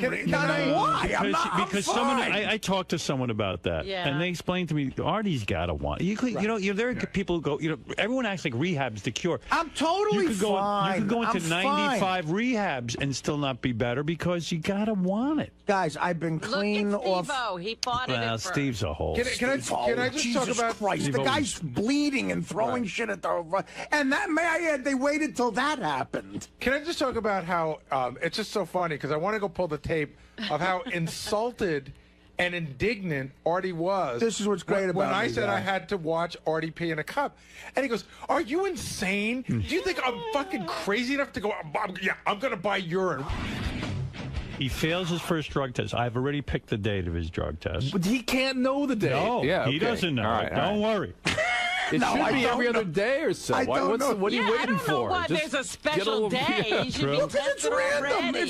It's random drug testing. All right, I'll go do ahead, whatever the I'm fuck you going to want. And it should randomly. be regular. He doesn't know, and Gary's going to watch his penis in the cup. No, Go he's ahead. not. Yes, he is. No, Yes. he's not. Yeah, Then well, he has then to. I'm Somebody not has to. doing it. He'll Then bring go out a to whiz in there. Yeah, Then I'm they- not doing it. they have Then I- fake then I penises. quit And the you got to show. walk in the room naked Then I quit because the show. you have to walk in naked Not getting because naked, I you're going to quit. get a bag of urine in there. You're I'm going to get a trickster. bag of urine In your there. pants. Where am I going to In get a advance. bag? Yeah. You'll buy it. You could frisk me before I go People in. buy urine to pass drug You tests. seen the all time. Whizzinator? It's a fake penis with a bladder. Yeah. I don't have the Whizzinator on. I Sure don't you have. don't. But Artie, where do I have it? You think it's ridiculous for us to think that you might try to beat a drug test? That you wouldn't pay Teddy for his urine or something? Teddy's not. I'm just saying. I'm giving you. Teddy's urine is way too. You know a expensive. bunch of people. You throw money at everything. Then we'll have a girl. I don't know one person who doesn't do drugs or drink. Where am I getting urine from? No, I bought urine before you accused me of buying. Yes, I did. He had already But if bought you, urine. but if you could go back to whatever those days are, I'm wearing a leather jacket and I have the urine in here in my breast. Are you pocket. serious? Yeah. So if you look at the tape, it might be like. You could see. You mean you were carrying the urine with you because you thought we were going to do the Yeah, urine he test? didn't know when the test was going to come. You're officially Oh the funniest person I've ever met. I came in here. Meanwhile, you weren't even clean came when in you here said I about- want to take a urine test. Yes, I was. Then why would you buy urine? No. If it was the next day. I was worried that stuff would show up. Okay, very worried. Art. Stuff that you take. But I haven't done heroin since December 25th. But we. I haven't. No, but we were giving you a drug test for everything. I know. That's where I made a mistake. I should have made it just heroin. Just heroin. I don't know if they make that test. They do. You could just check for opiates. You ignore coke or anything like this. So just yeah, heroin. you could. Just You tell could us see. if there's heroin in You there. could see specific stuff. All right. Well, anyway, that's a very interesting revelation. But I was always wondering about if the urine stayed good. Because then the one guy said, you have a way to keep it warm because it can't be cold. And I was like, oh, fuck. So I would put it in a room with heat every... next to the boiler. Did you really? Listen, Howard, I'm crazy. Oh, but my God. I don't want, I want to keep my job here. It's very important to me. But that wasn't a condition of keeping your Yeah, job. it was just to go to rehab. See, I had to say it, but that's how good of a person I am. I had to say it. All right, let's go to Robin because Yeah, that I'm sounds sorry. crazy. Yeah, no, but the urine got real dark as the days it went doesn't on. stay good. And I was like, does this even look like fresh urine? Right. Well, There were flaws. I am shocked to hear that they saved his urine, but there you go. The samples are believed to contain traces of the previously undetectable designer steroid known as THG or the Clear. It was called the Clear because it wasn't supposed to show up on tests. The New York Times reported last week that federal authorities had detected anabolic steroids in a urine sample linked to Bonds. However, it's unclear if that urine sample and the sample seized in the 2004 raid are the same. Well, in interest to keep up with Artie on the show, I have a confession to make. In my jacket right now, I have a bottle of shit I carry with me. What are you carrying that for? I can't tell you exactly why. Oh, and when Dr. Drew said the penis and cup thing, I had the urine on me. Oh, you did? Yeah. Jeez. I was going to take it out. If you guys made me do the test, I was going to take it out and put it on the table. Oh, that's good. I should have done that. Fuck. Wow. Well, we didn't test you. You're really an addict. No, Howard, I'm a dedicated worker. Sorry. Oh. Who else? I'd break my ass. I'm breaking my ass ever since I was a fucking You're in a dark place. longshoreman. Brother. You're in a dark place. Yeah, well, you're right. Yeah. You are. But no, I'm okay. I'm okay, I think. Because if I can stay away from the hard shit, my life won't become chaotic. But, Artie, are you going to drink? Yes. No, I haven't had a drink. That's not true. How do you know? Because I know. Okay, well, let's go penis and cup right now. I have to watch. I haven't. You ask anybody at my gigs, I'm totally sober. I'm fine. Then why don't you take a real urine test? Because I was afraid I couldn't stay off the Subutex long enough. And, every once in a while you might have a drink. So you're saying there was no entertainment lawyer? No. Who called you and the said you entertainment- shouldn't take a urine test? Yeah, he did call. See, for once at least I didn't get fooled about that. No, he did call me, Yeah. the guy. Sure. 4 in the morning. But he told me the second book deal was up to 1.5. Harry, that is Does this surprise you? No, nothing surprises me Really? anymore. Nothing surprises me anymore. But the only thing that Artie is the world's best liar. That's crazy. But although I wasn't buying into it, as soon as he said he didn't want to do it, I knew that there was something up. And when he got indignant about, what am I gonna buy urine? But the fact that he had it on him in his pocket He was while walking around with a bottle while of he's piss. yelling at me for saying, it's great. I said he's officially the funniest person I know. That is fucking funny. Now, you obviously can't believe anything now after Oh, I that. stopped believing him before, but this is. I think what he just said is actually one of the funniest things I've ever You're heard. taking this pretty well. No, it's funny. Dude, so you're buying piss now? Yeah, man, it's terrible. It's one step above buying shit. Is that one of the low moments in your life? No, Buying no. urine? No, the lowest moment in my life probably was I don't know. I'm trying to think. Having dinner with 𝗦𝗵cie down at Point Pleasant with Scott and some of his kids, that was a low moment of my life. Drinking piss is second. Let's have a moment with Steve Langford, who's really dedicated. He's a dedicated newsman. You gotta hand it to the guy. He takes his job seriously. Impressive. Go ahead. Let's hear what you got. Is Eric the Midget's next public appearance soon to be a victim of this devastating economic crisis, or just a complete and total lack of interest in meeting the angry little guy? Eric's set to meet and greet his fans at a Sacramento Kings game February 27, but so far only 2 tickets for Eric's appearance have been sold, and the guy who bought those 2 lonely tickets, we are told, now wants his money back. Is that true? That's what we are told. A source in a position to know now telling Howard 100 News Eric the Midget's appearance is this close to being canceled. Eric, I thought you said 200 people were going to be going to your appearance. Well, Johnny hasn't bought the tickets yet. That's what the 200 to 400 tickets to be told they were going to be bought by Johnny. Yeah, but I mean, if Johnny buys them, what's he going to do with them? I mean, that's how you're going to. So 200 people aren't buying tickets. It's just going to be Johnny Fratto bailing you out. You know, what do you have to say, Steve? Well, Johnny told us yesterday there is 0.0 chance of him buying any tickets to this. Really? Yes. Eric, Johnny's telling the news he's not buying any tickets. How do you get that so wrong? The shithead. I don't have it wrong. Steve said... He said to me that he would consider it. Eric, the loser. And if the team was better than they are, then maybe people would come see this meet and greet. Eric, the asshole. Maybe if I was doing it for the Lakers, which I've asked Johnny to set that up. Yes, Gary. Hey, if you go to Gary page 1, this is a funny piece of tape. So this whole thing starts out where Eric calls Johnny Fratto at like 2:30 in the morning to say, "Hey, you got to buy up all these tickets." It's in the left hand. It's in the left-hand corner. Don't play the first one. That's just Eric going on and on. No. But Johnny calls back. It's the funniest thing because you can hear the baby screaming and wailing. Johnny's like, "Don't ever fucking call here at 2:30 in the morning." The second one? Yeah. Okay. Eric, how in the world do you wake me up at 2:30 in the morning? You want me to buy 200 tickets? What are you, nuts? If you call late like this again, I swear to God, I'm going to get a fucking screwdriver, and I'm going to come up there and I'm going to take you apart.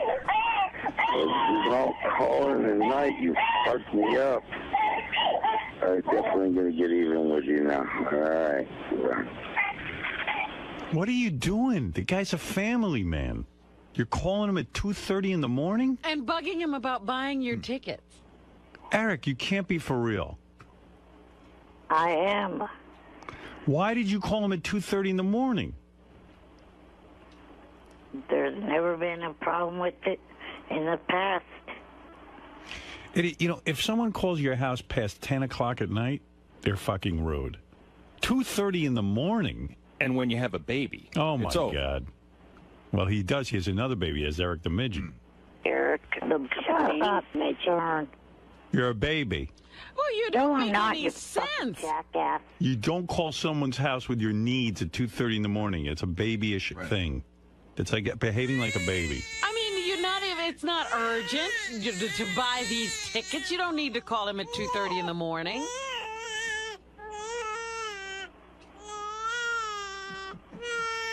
Eric, that's what you sound like.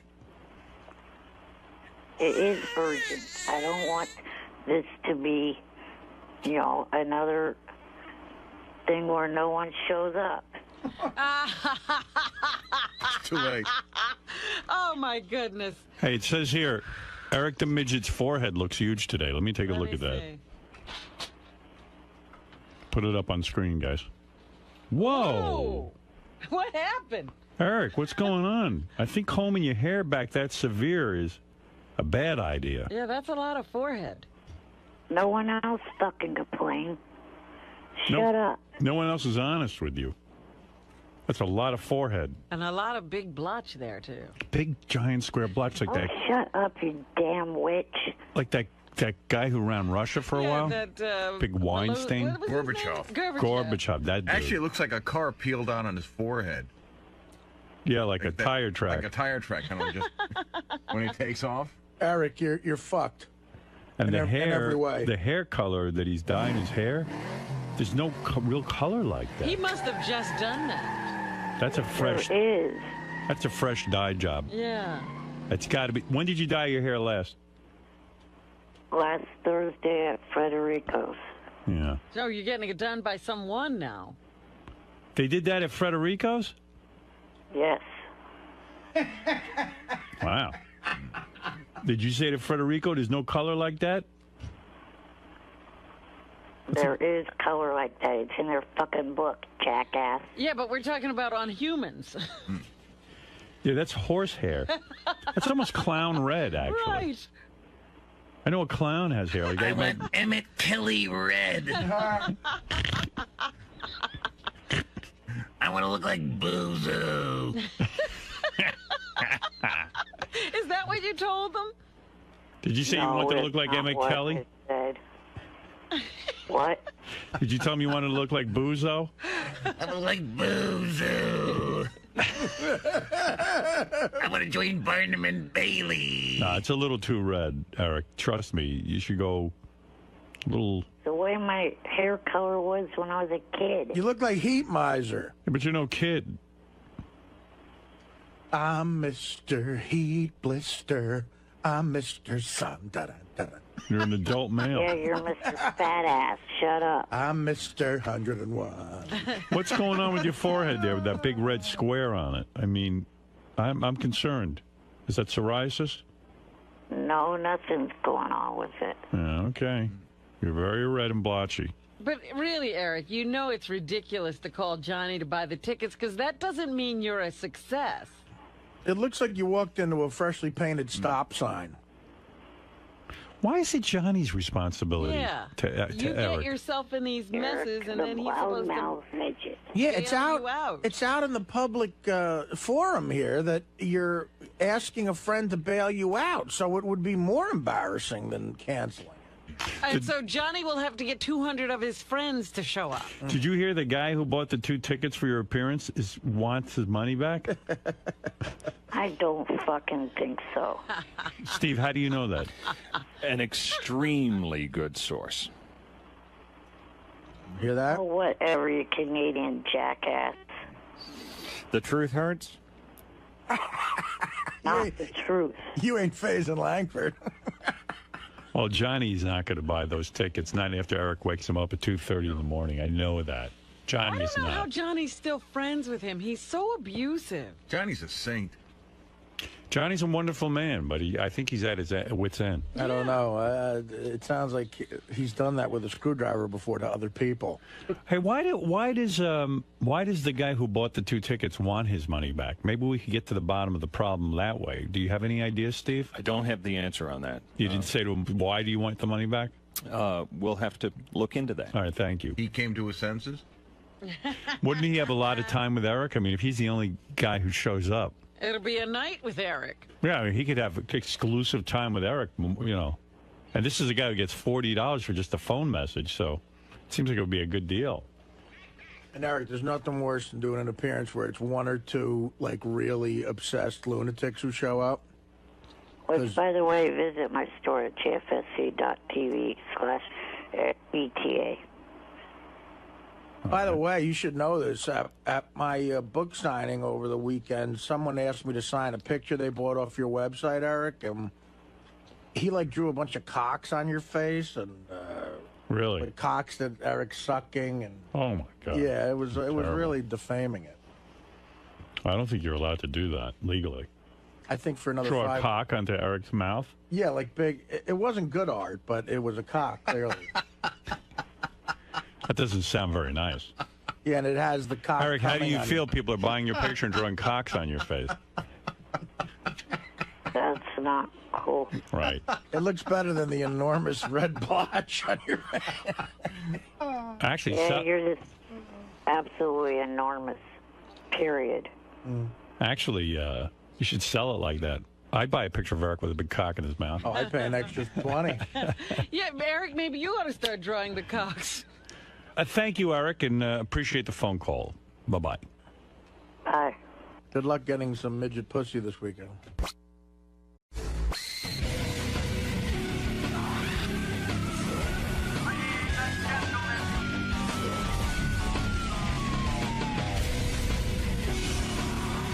Artie, I'm surprised to see you here after this morning. I didn't think you'd ever be back in our wonderful studio. I was dead to Gary. You're Hey, back. Gary, by the way, I think we made up, but what a show business move to say I'm dead to you. That's like a producer, like, Artie's dead to me. That's like what Jerry Bruckheimer says to you. I got to be honest one with of his charity hockey games. I got to be honest with you. I'm not so sure we made up. I mean, Howard said we made up, but we didn't Listen, really. We never really made up. I came in here today to really To go tell out. 1/10 of the audience that heard you this morning, you're sorry. Well, what do you mean? We don't have the listenership that No. I said this today. I think I made this point today when I said that I came in there today mad and I wanted to say mean things because I was mad, and I said some things I didn't mean. But see, you have to seriously. How do I know you didn't meet him? That's me, man. That's the tough part. Like you said, It's me. It's like, you know what I'm like? I'm like David Niven in the Pink Panther. It's all a lie. But it's just it's so hard to tell. You have to pick and choose. I lost my credibility with you and Will. And others, and I give Will some credit at least for having the balls to come in, because he's not the only guy that I like. No, but Will. Will's not the only guy that grabs my ear and says shit. He's just the only guy that had the balls to come in and Who the fuck says shit? A lot of people. You both break each other's balls, but it seems like there's an underlying level of animosity between the two of you, and neither of you guys know where it's coming from. No, John. That's true. And it's true that there is, and it's true I don't know where it's coming from. I was very hurt by what you said on the wrap-up show.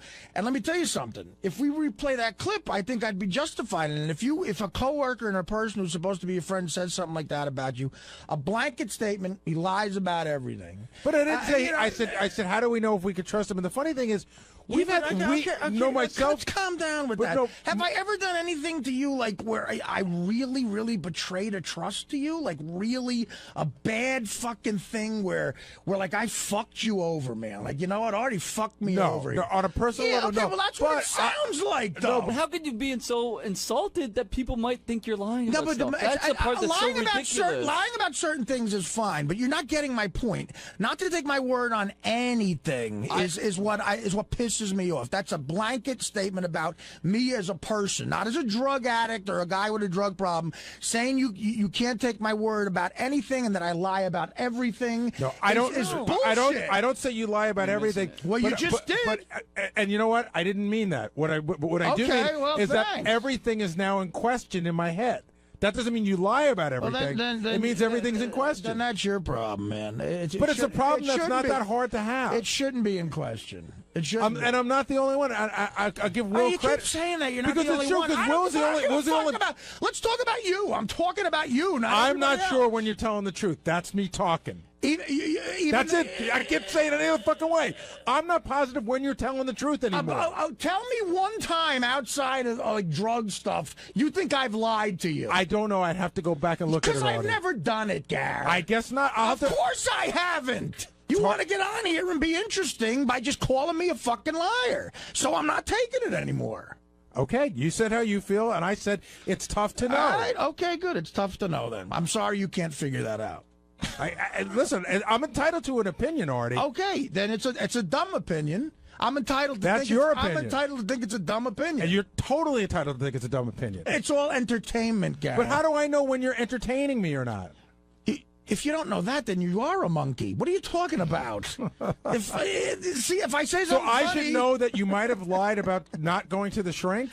No, Gary, you're picking and choosing what you think is a lie and what you don't think is a lie. If you're going to admit that sometimes while I'm on the air in that forum, I'm trying to be funny, you can't take anything I say as gospel. And to be offended by it is stupid. If I come to you off the air and say something to you that's a direct lie that really betrays you, then that's a different story. And that's never happened. If you're fucking Ellen DeGeneres or Jay Leno, and there's a guy that writes jokes that get laughs every fucking time, but he's always an hour late. Sometimes he falls asleep, blah, blah, blah. But there's another guy who's on time every day, who looks neat and never has a problem or a drink in his life, and everything sucks. Who are you keeping at hiring time? I don't know, because I've never been in that situation until now. If you don't know the answer to that, Gary, then you're a dumbass, stupid motherfucker. Thank you. You keep the guy who writes sucky jokes. Wait, don't name call, because this is let him name call. This is how he feels. There's a disconnect between, because you have been in that position. You have the man standing next to you is late a lot, and he works for you, and you haven't fired him. Why? We threatened to fire him, but you haven't fired him. It was very close. Do you feel any better after that conversation, Gary? I feel physically exhausted, and I felt that way after this morning.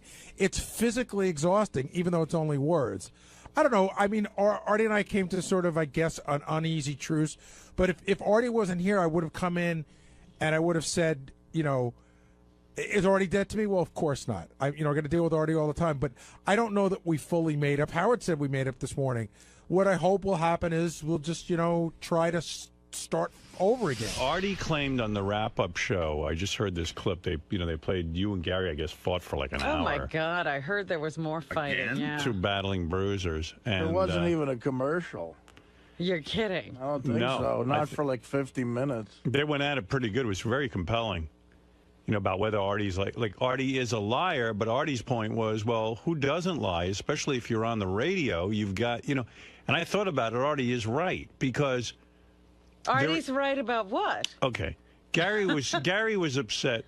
Here's the argument in a nutshell. Gary's upset because Artie lies about his drug use, and therefore lies when he says, I can't come in today, I got a stomachache, but it turns out he's battling heroin or something like that. So he's saying, how do I know you're not lying all the time? And Artie's saying, look, I don't lie all the time. If I didn't have a job on the radio, I wouldn't have to lie to you at all.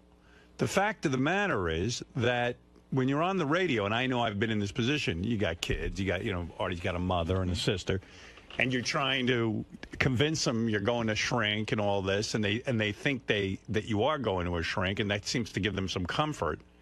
So then he gets on the radio and he goes, well, I can't tell everyone I'm not going to the shrink because then my mom's going to find out about it and it's going to wreck fucking my life. It's sort of like the Bill Clinton lie about not having sex with Monica Lewinsky. You can't tell everybody because Hillary will hear. Right. So, but Gary said, look, Artie, it's my prerogative to feel shitty that you lie to me. He goes, but Artie goes, but you lie to everyone, too. Everyone lies on the air. It's like there are times you just have to. And so, it went round and round. But anyway, in the midst of this whole, hostility thing that these guys were going through. This was a hostile argument. And Artie's a dirty fighter. Sometimes he called, a couple of times you have no brains and you're a monkey. Artie's very street. Yeah. That's one thing about Artie. Artie gets really down in the dirt. If you get into a fight with Artie, he's going to pull out all the stops, and he's going to good. bite you. I thought about this. Gary was more of a gentleman about right. it. Artie's the kind of, well, I see why his relationships fail. Yeah. Do you, Robin? Did you point that out to me? Well, everyone can see that. Yeah, because Artie immediately tears everybody apart, and then he wants to fix it by saying, I'm sorry, but people can't forget what's said. I say things that you can't take back. Yeah, absolutely. You do say some bad things. I've said some things to Dana that I can't take back. But anyway, Artie was saying that he knew right away that I had a nose job. Very obvious.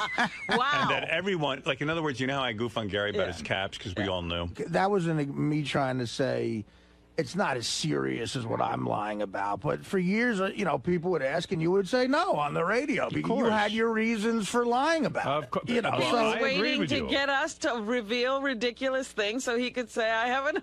I agree that everyone on the, you see, look. And 99.9% of the stuff I've lied about is drug-related, and it's all been on the air. It's like, how can you say any different? I tried to explain it to Gary afterwards. I said, Gary, the fact is that when you're on the air, and I've made the best attempt I can at being one of the most honest broadcasters in the country, but there have been times, in order to protect some people in my family and things, I haven't, I've been less than honest. Because you're on the air, it's a touchy situation. And you do have kids, and you do have, situations where... Other people have not agreed to be so revealing. Yeah. Definitely. So, when someone asks you a question and involves someone else, you're like, oh, how do I be honest here? And so you can't be 100% honest on the air unless you're insane. And in terms of disrespecting the show, I love the show so much, which is why... Eventually I come clean, because I think that would be fascinating to people. Like, I didn't have to sit here and say I bought piss. I'd have to say I did shit my pants doing coke in a pig costume. So where do you and Gary stand? I do that because I think it'd be compelling for the show. Where do you and Gary stand? Well, I called Gary Friday. Oh, did you? Because I did. I felt bad, and you got heated. It did, and we had a good conversation. And look, I apologized to him, and I even said there's no need for you to apologize to me. Do we you had a think nice that's talk. the end of it? I hope it is, Robin. I don't know. I'm in a bad way lately. I had an issue happen personally that was kind of shitty, and when, this weekend? Last week, and I don't know. Lately, getting out of bed, the depression has been like fucking. Like, I've had what I call 2 great depressions in my life. Where are you in one of them now? It feels like I'm going into one where I might have to get some medication again, because geez. I just can't get out of bed. It's like a wet fucking blanket. It's just bad depression. Like all the symptoms I used to have. Really? So yeah, you don't seem so depressed right now. Well, he's working now. I could. I've worked through the other ones too, Yeah. but I don't know. I just really felt... You ever been diagnosed like as bipolar or whatever they call it? Bipolar is a word that's been used, yeah. But so why don't you go on meds, and then if I he could was tell on that for a while, and he got better. yeah, they're leaving you out. I took Paxil for a while, and I'll tell you, I got straight on that, and then I stopped taking it, and I was fine for years. I mean, I don't, it's like, it's that great Onion joke, depression hits losers the worst. That was a big headline back several years ago. I mean, that's just the best joke ever. And it's true, when stuff, look, my career's going great, but there's other things in my life that isn't, and I'm depressed about it. I mean, it's like, if I was, Jim Dandy with everything, I think I'd be depressed. Yeah, maybe you just suffer from depression. Shit happens, and you get depressed about it, you know. Well, hey, sorry to hear you're going through that. But I'm all right. I'm here. Yeah, you look good to me. I think me and Gary, agreed to a truce. I think I call Will too. I call John Hine, because John Hine got hit with some residual shit. Really? He hit everybody. He only got splashed though. No, I just said I fucked on the wrap-up show, and I don't think John likes that. Yeah, you said you don't like the wrap-up show. You said it's clearly. a bad broadcast. Clearly, I love it. I'm always listening to it. Would it be fair to say your professional life is annoying and your personal life is a 2? It's all annoying. Annoying.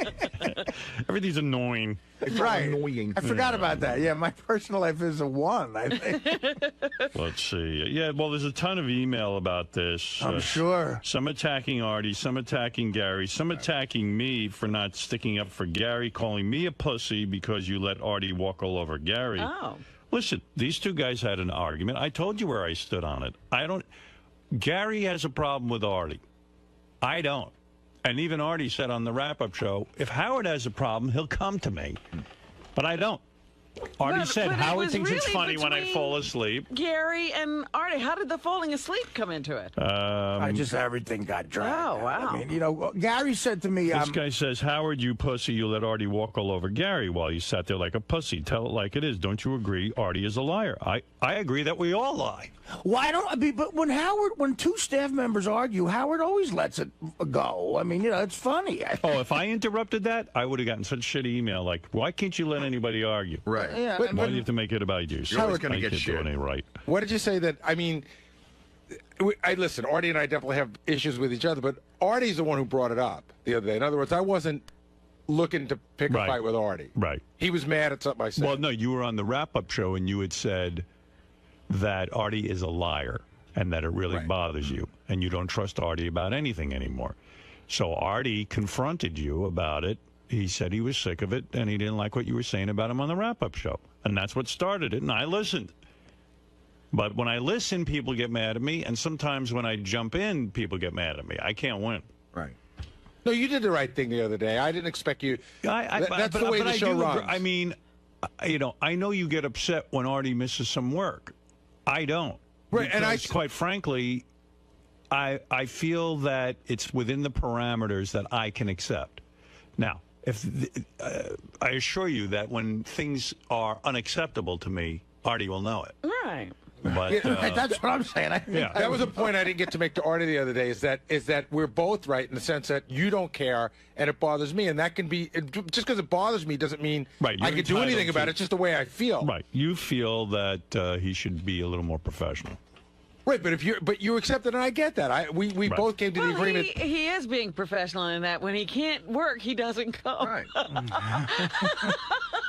Well, and again, I'm not staying at home to put on a little hat and have my friends over to have a party. He really can't work those days. Those days I can't work are horrifying to me. I sit there scared, like everyone's gonna call. Well, did you hear what I'm like, oh my God, you know, and I'm sitting there shivering. So Gary, is everything okay with you and Artie now? Yeah, I think so. You know, he called me probably like an hour after the wrap-up show, and he apologized, and I apologized, and you know, listen, there's some pretty crappy things said on both sides that I think it'll be hard for both of us to forget. But I think we sort of got it together. Now, has your opinion changed of Artie? Like you said, you can't really trust him anymore. No, I don't. Listen, I still think that I have to question some of the things he said, but he was right. I mean, he hit me with my exact words. I said everything Artie says is a lie, which is not what I meant, but what I did mean to say is that almost a lot of what he says I have to question, and that I stand behind. Dude, so is You're right, man? What now? What? No, I just want to make sure. Is everything cool with you and Gary? Oh, yeah. Me and Gary are tight, man. You guys are tight? Can you believe everything you say now? No, I wouldn't believe anything. So maybe you guys aren't tight. No, I think, unfortunately, Gary and I, our friendship boat has sailed away. It's left the dock. So that was just a bullshit call? Now, the only person I have left to alienate on the crew is Brian Phelan and Scott DePace, actually. They're my only two friends right now. You could never. And they say I could never. I'll think of a way. I said this earlier on when I had this job. I will leave here. I will get everyone to hate me. This is what I do. I'm very good at this, and then they don't call me again, which is my goal. Although I've made Ted hate me years ago, and he still calls me. I don't know. So I don't know. I got to do something really bad to everyone here to get them to stop fucking calling, including you, whoever you are behind the camera. Who's that? Danny? Chris? Chris. It's Chris.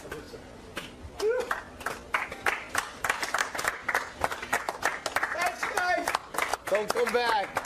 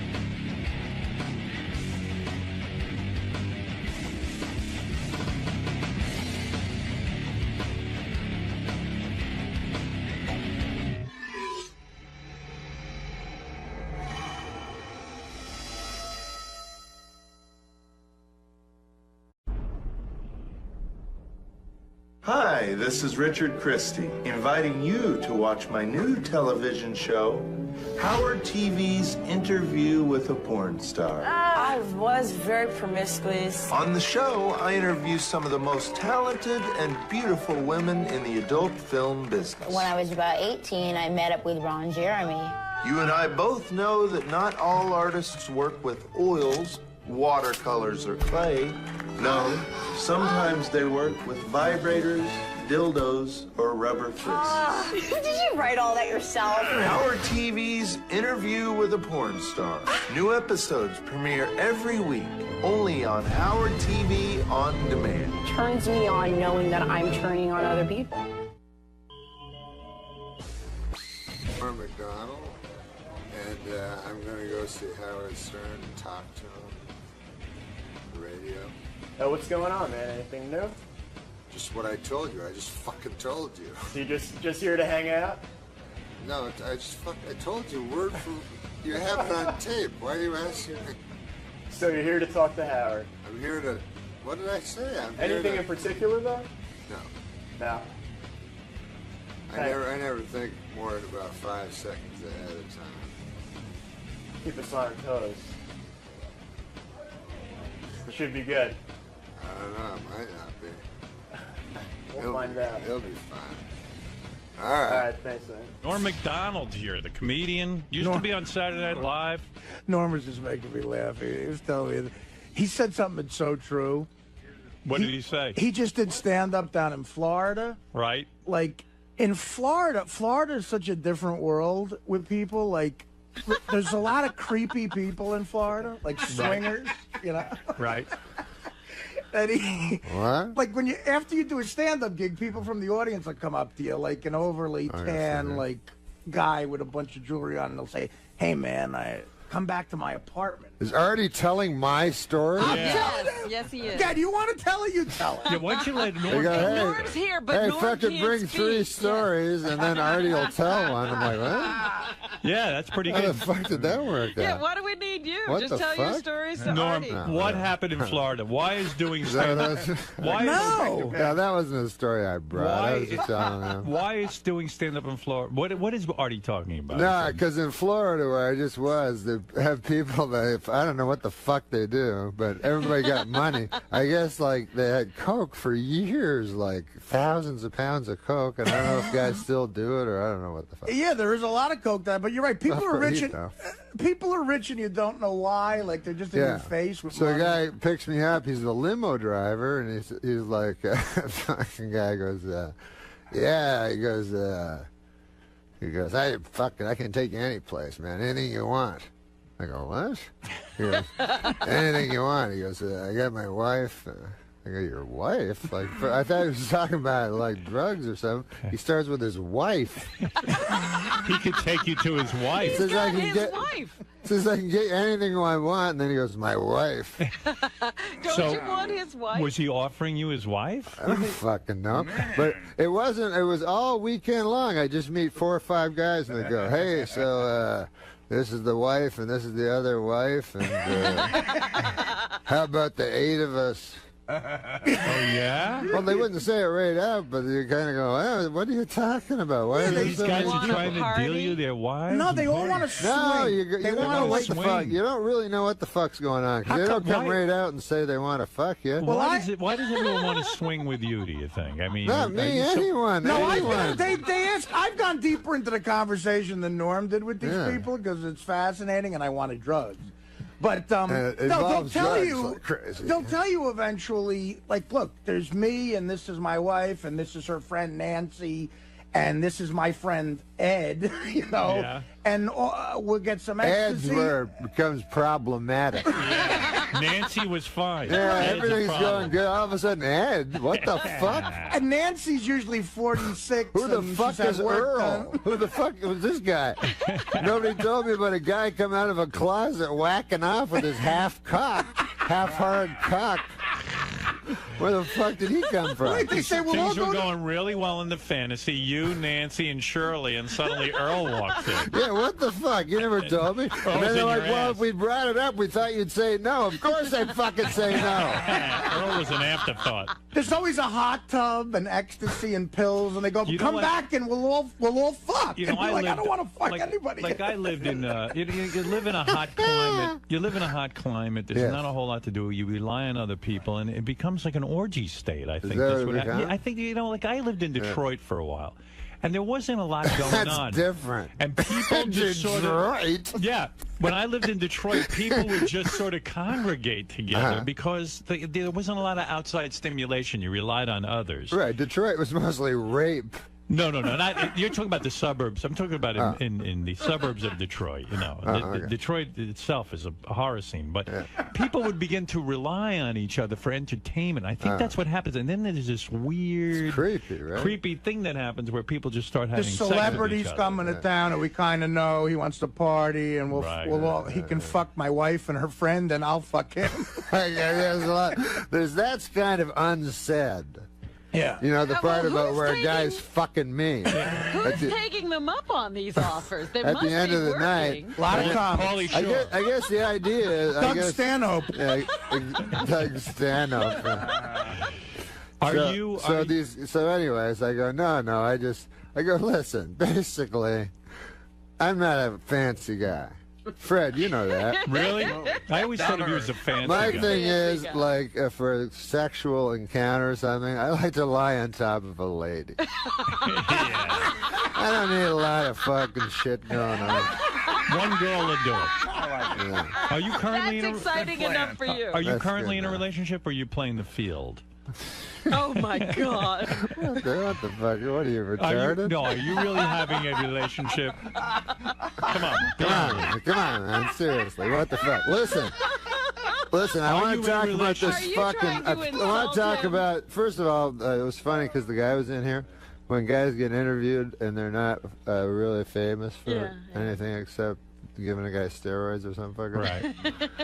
Because one time at Saturday Night Live, there was this guy telling Artie, there was this guy, Football Williams, and this guy is the guy that threw the brick at Original Denny's head during the riots. Remember that? Football Williams is the guy who, during the riots, would throw. I remember Reginald Denny was a white guy. Yeah, He had he the threw a misfortune. brick at his head. Pulled him out of the truck. Yeah, Right. that Threw a guy's name brick was at his Football head. They Williams. had. Yeah, his name was Football Williams. And he was on Saturday Night Live. No, he was on Donahue, which used to be right beside Saturday Night Live. But Okay. Schneider told me this story, Rob Schneider. Right.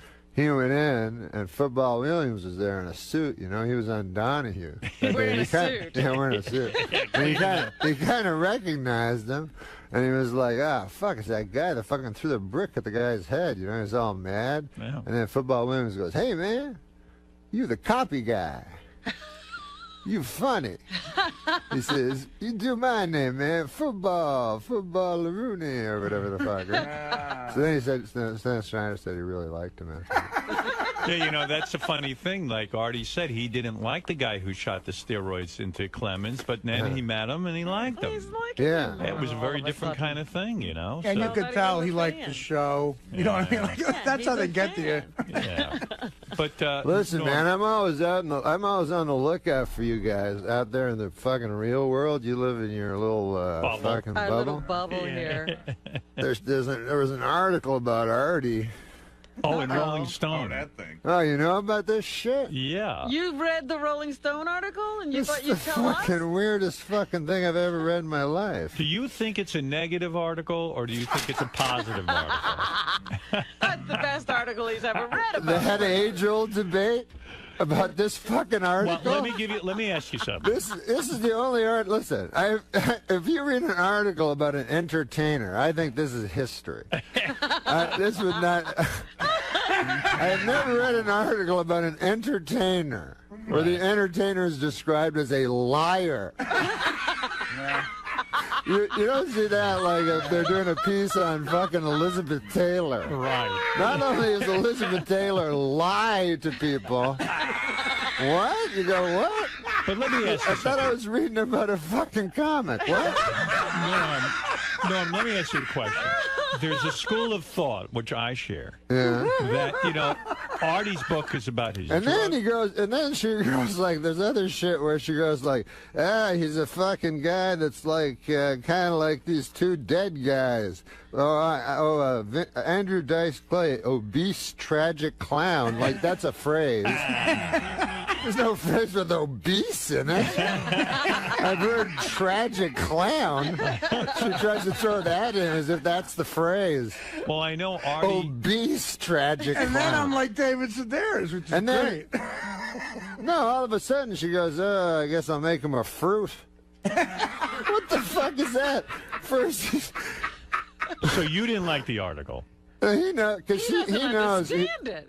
What? I didn't like the article. You didn't like the article? It's the fucking worst article I've ever read. It's not, this ain't no puff piece. Listen, let me tell you about, you know show business? Yeah. You got your puff pieces? Yes.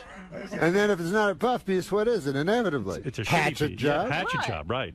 Fucking hatchet job. But let me ask you something. Jesus, horror. You're working up Artie into a sweat, but can I give you the opposite point of view? He's just funny. I think he's funny. Norm. Not being funny. I didn't think it's Artie is in Rolling Stone, which is exciting. Yeah, because they come, they go, hey, man, we like you. Hey, I know these motherfuckers. Hey, we like you. I mean, obviously not going to go, hey, man, we're going to fucking call you an obese clown. Here, can we take your picture? Do you ever, by the way, did this ever happen to you? Artie, why do you have a fucking sign saying no photography fucking equipment allowed in my apartment? The picture was not good in your opinion?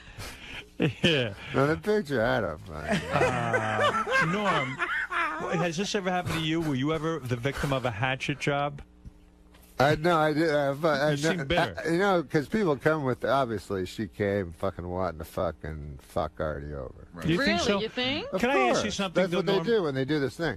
But Norm, I'm trying to ask you a question. But I had a guy that came to me one time, and he actually liked me. Yeah. I changed his mind. You mean he came in to do a positive piece?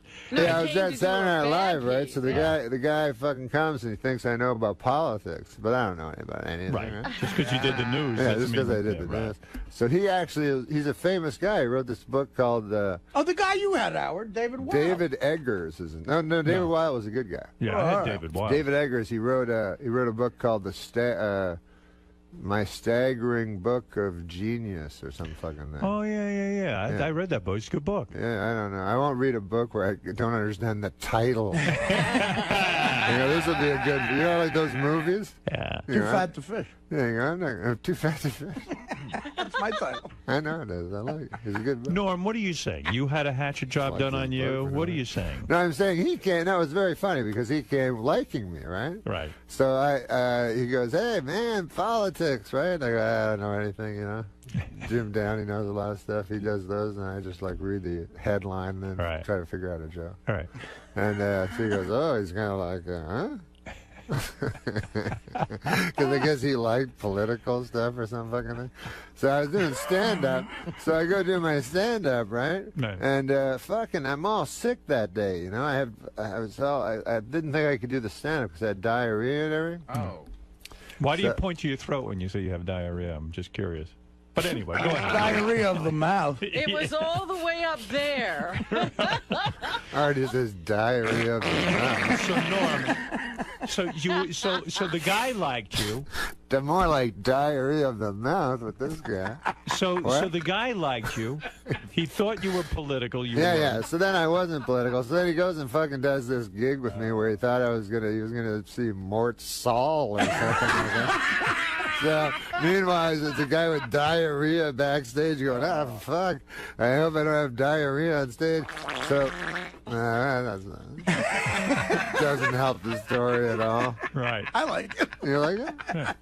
So, I go on stage, and so, anyways, when I go on stage, I just talk at the start, and so I just talk about having diarrhea and everything for a little while. And being weirded out that I was on stage with feeling like I had diarrhea. So then I just did some fucking jokes or something, talked for a while. Yeah. And then at the end, I never know what to do at the end, so I just talk to people, whoever the fuck they want to talk about. Sure. So guys were like, and yelling out shit and stuff. And So then in this article, then the article comes out, and all of a sudden I'm a fucking guy that does a fucking hour act about diarrhea.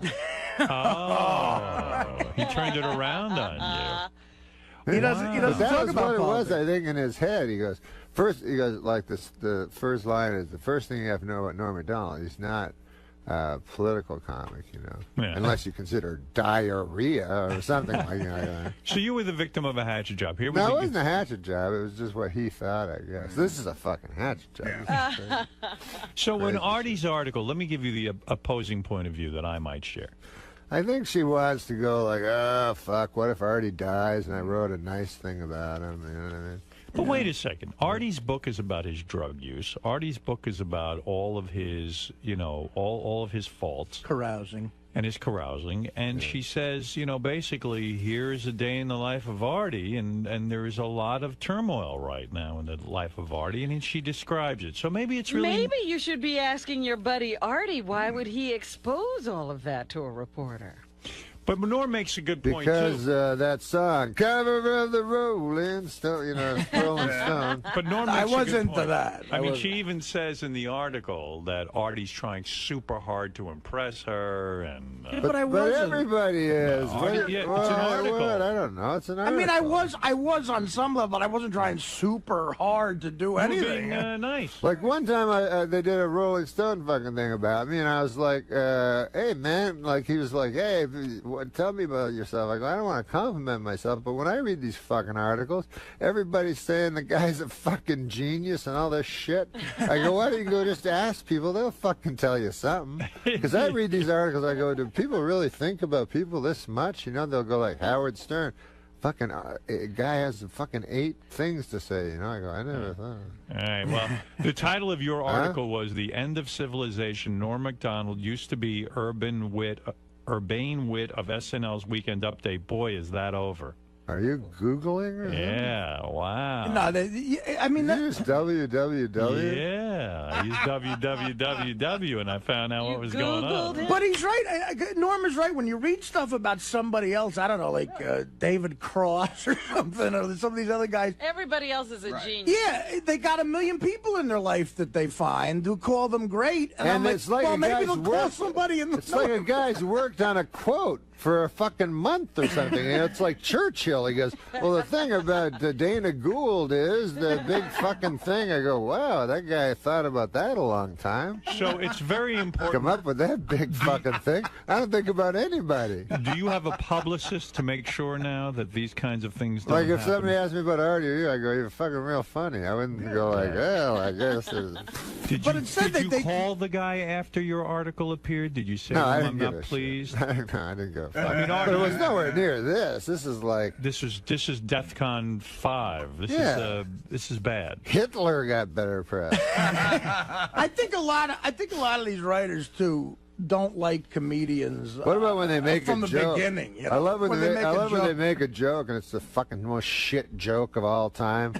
What is it? I don't know. Every, Well, no, like, every a lot of fucking them- time they'll make a joke. Like in the review, they'll make a joke. You know, Right. they'll go like, "Dirty work was was dirty. Didn't work so dirty when whatever." Some fucking Should be washed. But these are guys who can never get a job writing on any show that Norm or I was ever on. You Right. know what I mean? It's Right. like, and I think they're bitter about that. But clearly, I just felt bad for her. then when they call people up about me, it's never that. You know, it's guys that I know have said to my face, "Hey, you're funny," but it's always like, "Yeah, we're just afraid Artie's going to die."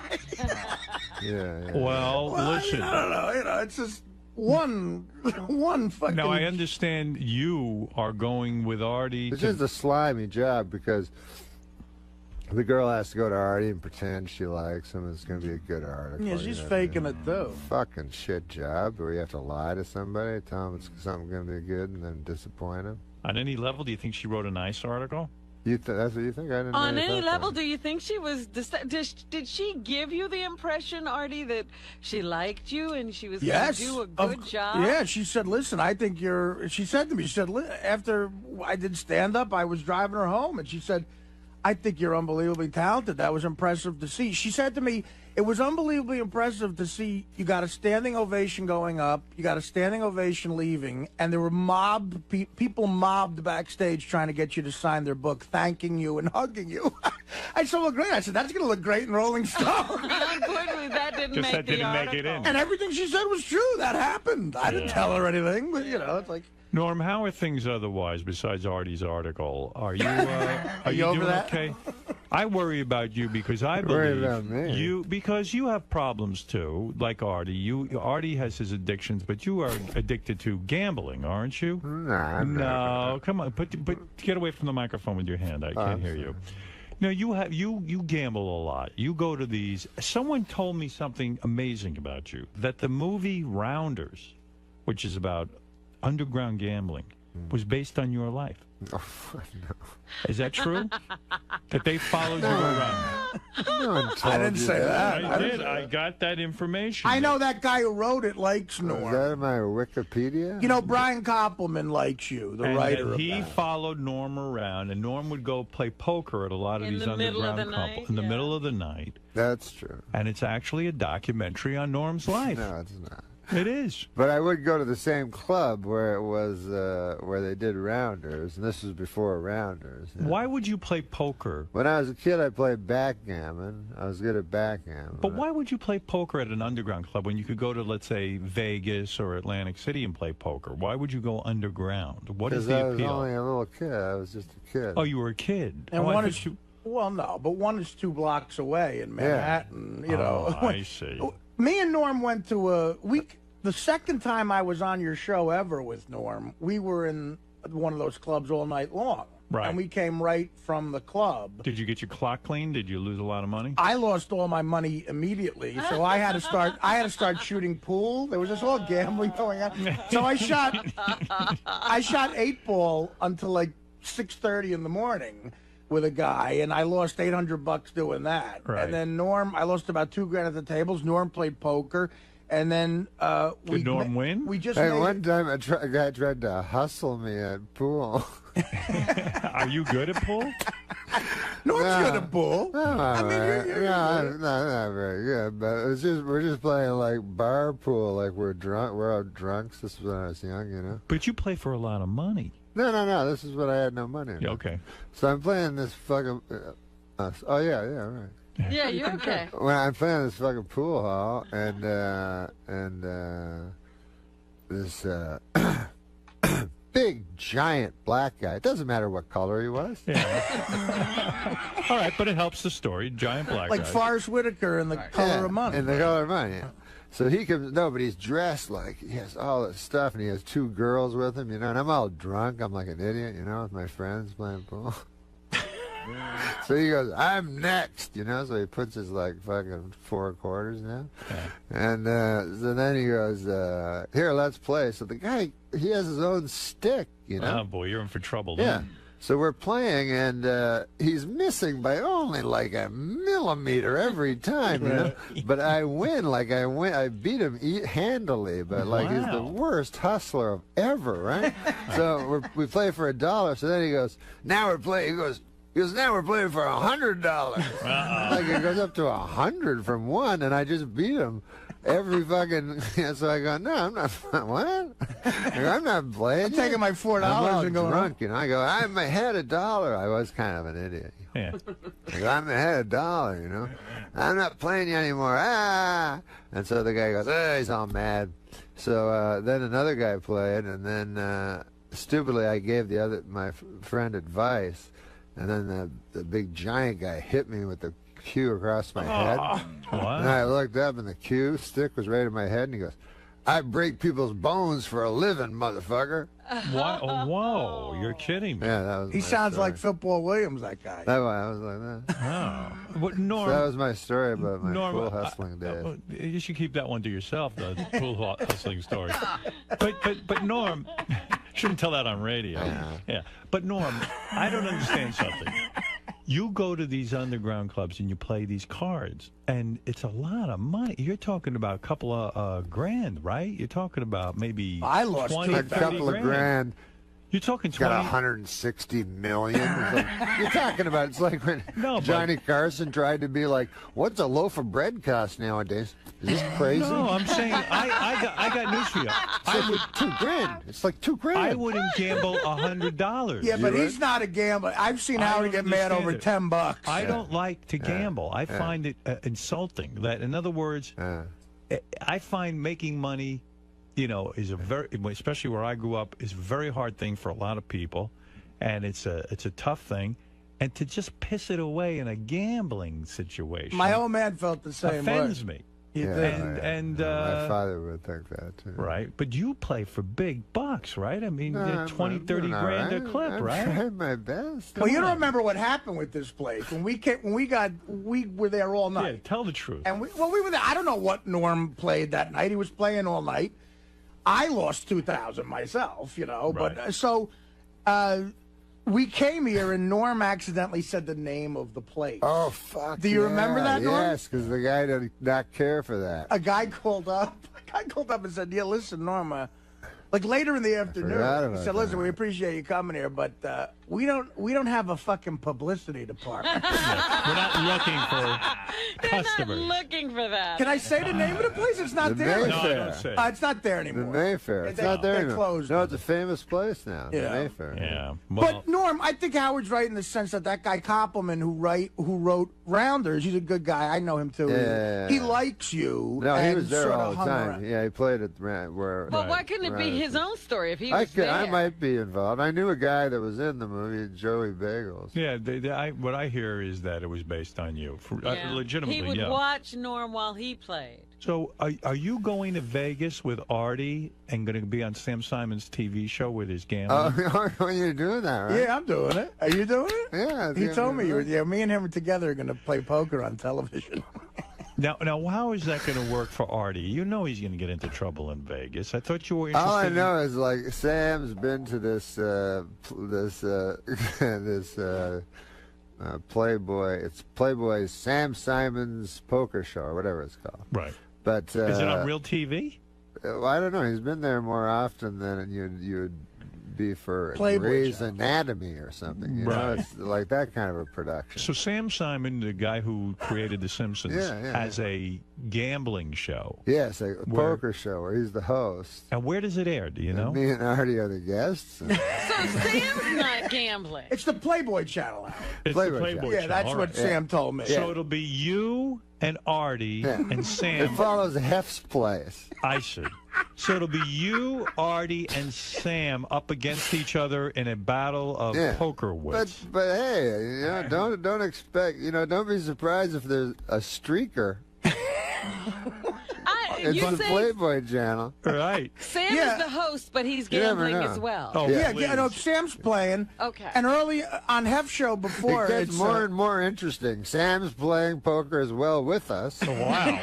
What a bitch. And who are the other people that will be playing with you? Dick Gregory and Lenny Bruce. No, really, who will be the other people playing at the table? I don't know. Jennifer Tilly.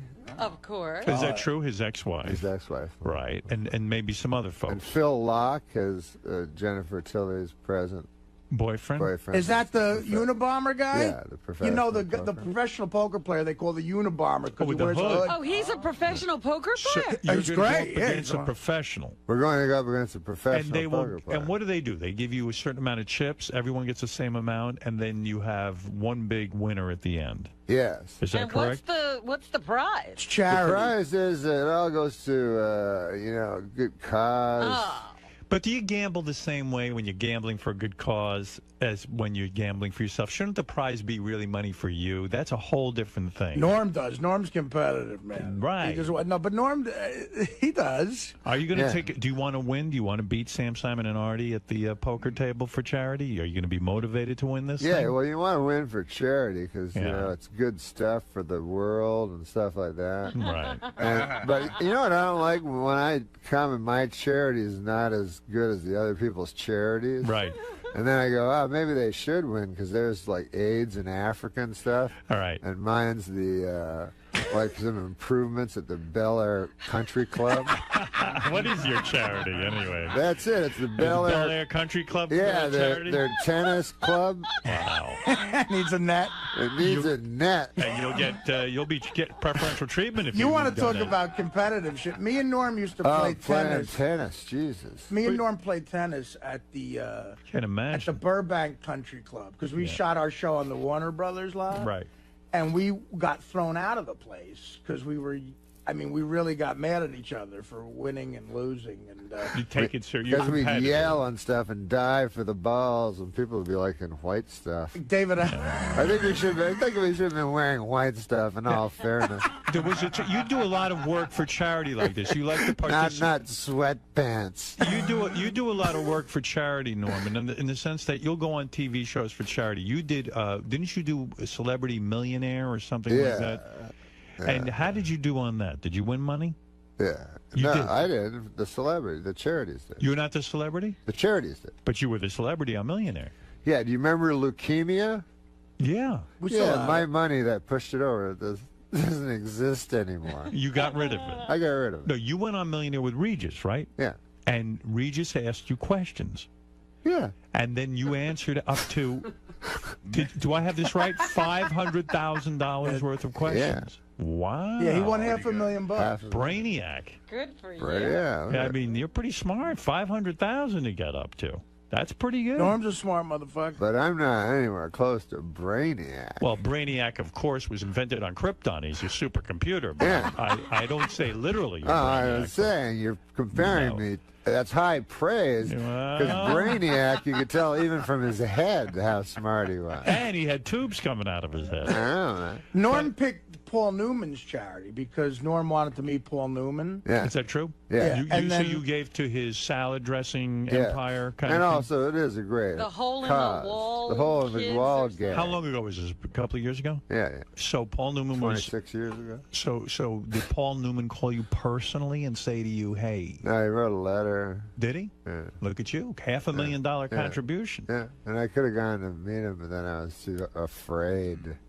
What do you mean you were afraid? Well, and it seems like a good idea, but then when it comes down to it, it's just you and Paul Newman. Yeah, you know what in to a say. room. Yeah, and then you got no stories. Like, what am I gonna say? Hey man, one time Will Ferrell was. Rob Schneider and Football Williams. I'm sure you love him. Do you know him at all? Do you know anyone that I'm talking about? Do you know any entertainers I know? That was a great story about you and Redford. Yeah. Listen, me and Artie Lange. In other words. So that was Robert Shaw, huh? Hey, fucking Bud Friedman's backstage with me. This guy's a character. What you're saying is Paul Newman wrote you a letter and said, why don't you come out to my Paul Newman ranch and hang out with me? Yeah. So but I can plus, get to know I you. kind of got the assumption that it would not be just me and Paul Newman. I suddenly had a fucking vision that it might be me, Paul Newman, and very sick children. Oh, God. So then it didn't become as appealing. Well, you know what? Gary actually went to Paul Newman's house. Papa Booey went to Paul He did? Newman's. Yes. He was there for some charity event. Oh, not to harass I him. think it was a political thing. A political thing. And Gary was in the barn. Paul Newman has a barn on his property. Yeah. And if he wants to meet with you, he meets with you in the barn where he has all his memorabilia from his. Well, now he's dead, but he had all his memorabilia in the barn. Gary, go to the barn. You walk around and it's almost like a Paul Newman museum. You see pictures, you see trophies, you see Academy Award, whatever, and then Paul Newman appears at the barn, and he speaks with you, and then he leaves. And that would have been it. I'm sure he wouldn't have. Oh, that would have been it. Oh, that's his shtick he does. It's his meet and greet. It's like Artie backstage at an Indian casino. I take a picture of the tribe. Right. Do you find this with Indian casinos that some of them are real old Indians, like from the movies? Absolutely. And then some guys are just young guys that are like, They don't even look like want to go get a lady? And the other guys are like, this is my wife of 14 No, yeah, the kids are the Indians. Because when you do an Indian casino, you have to meet the Tribe leaders, yeah. And the kids, their grandkids and shit, they all look like, you know, the Jonas Brothers. Right. They're dressed in like shit from the Gap. And You start to feel like it's all one big stamp. No one really looks like an Indian. that's what you think. Yeah. It's pretty hard to prove. But Norm wanted to. The funny thing about that was Norm could have won $1 million, and he was like, "Fuck the charity." Regis kept saying, "Norm, you sure you want to do this? Because you know, if you lose, it's nothing." And Norm's crazy gambling attitude was like, "No, I want to win the $1 million." Why did you stop at $500,000? He talked me out of it. Regis talks him out of it. Yeah, well, $500,000. You would have gone for it. Yeah. And he knew I the mean, question. If it had been me, I would have done it. Didn't you know the question? Yeah, I knew the answer. You did? Whatever. What was the $1 whatever. million question? Do you know? So, yeah, I know. His lifeline was Sam Simon, and Sam said, and he hadn't used Sam yet. Like Norm got the 500 grand without. He didn't even use all of his lifeline. I know. What was the $1 million question that they would have asked you had you played on? It's not entertaining. I want to know. Yeah, it is. For me, it is. What was See if it? anybody knows what it is. Okay, ask us the question. It's what a golf course, a bomb shelter is built under for the government. Bunker. What? Yeah, bunker. Yeah. What? What, is that your answer? Is that the way Regis Are you read the clarifying? question? No. Again, say the question again. Underneath a certain golf course, there's a bunker that, in case of a nuclear war, all the congressmen and senators. I'd say probably at Camp David's private golf course. But let's see, what golf why course? would you have it there? They had What it golf? The name is what golf course? Yeah. But this would only be an interesting question. Fred, do you know that? This would only be an interesting question on the golf network. No, but it's because it's an interesting question because it's for $1 million. How did you know the answer to this? How would you know where a bunker is built under a golf course? How did you know the answer? And you know the name. I read stuff. Right. Do you read a lot? Is that what you like to do? You like to read books and things? All right. Do you like to read books? They give you 4 to choose from, right? 4 different golf courses. Yeah. And you have to pick the one. But you knew the answer right off. You didn't even need... I was pretty sure of it. Yeah. What were the 4? Do you remember the 4? But then, I remember the 4. Go ahead. Give us the 4. And you want me to remember all 4? Pinehurst, Greenbrier. See, the ones I'm searching for, aren't going to be the answer. Yeah, wasn't it Greenbrier? Yeah. It was Greenbrier. Yeah. Where's And you that? knew that. Fred knew. Wow. See, it wasn't that Greenbrier. hard a question. It was just either you know it or you don't. Oh, you should have gone for the $1 million. What a schmuck you were. Well, he wanted to. He kept saying like, no, I want to go. No, this was the problem. When I was talking to Regis, I didn't know. I thought he knew the answers to the questions, So during the thing, I would know answers, and then I'd see something in his eye. He'd be like, "You sure you want to do this? We got the lifeline." So I go, "Okay, well, let me use the lifelines." Like I thought he was saying, like, don't do that. Yeah. But then it turned out later he never knew it. He doesn't know anything. He didn't know that. They don't tell him the answer until it right. comes up. Wow. Well, anyway, listen, Norm. I wish it was more entertaining. It didn't seem No, as you were very entertaining. As a matter very of fact, funny today. It seemed less entertaining than usual to me. Really? No, I thought this was one of your better appearances. Norm always thinks that. Norm always thinks he sucks, and it's like the funniest thing ever. If you thought you sucked, why don't you get up now and juggle a little bit? If you do some juggling, it'll be a home run. I think you don't add juggling to this one. No? Save the juggling. You think that's overkill, Robin? The next time will be. No, you were terrific. You really were. Yeah, I never. Hey, but you want to see I never saw anyone come in here and light up the room the way you did.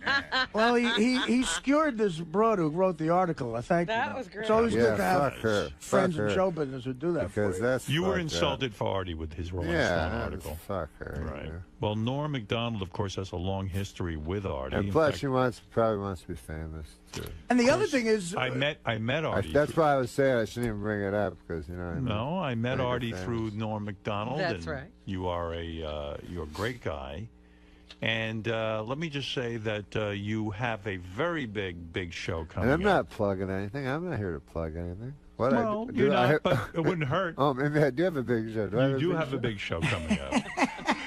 Are you a tough guy to hang around with? I would imagine you are. What the fuck I would don't you think say you that have a lot for? of friends, do you? I consider Artie my friend. No, come on. When's the No, last time Often you do spoke to talk Artie? to him? I don't have a lot of friends. I wish if I lived in L.A., I would see Norm all the time. I You don't said have- talk to I him. don't You click with many guys. But, No, because I would imagine I'd be nervous to hang out with you. Why would you be? Because I think you're listen, you're obviously a kind of closed off guy. You're very sarcastic. Is there a Yes. real Norm? Is that what you're saying? This Is is there a what a- real I always think Norm What a is. great ending. This is what McDonald's? a I always fucking think guys like Johnny Carson. Great to have you with us. You know what I've noticed about you? You're unlikable. no, I didn't say that. You're Richard Nixon. Yeah, I'm Richard Nixon. No, Hey, I didn't say that. Can I say a thing I heard on Nixon this morning? Sure. On YouTube? He was talking, it's called YouTube, you can look it up. It's called YouTube Archie Bunker, right? And so it's him coming in, he's talking to fucking Ehrlichman, right? Right. And he goes, or Bob Haldeman, right? And he goes, Bob, I was watching a football game the other day.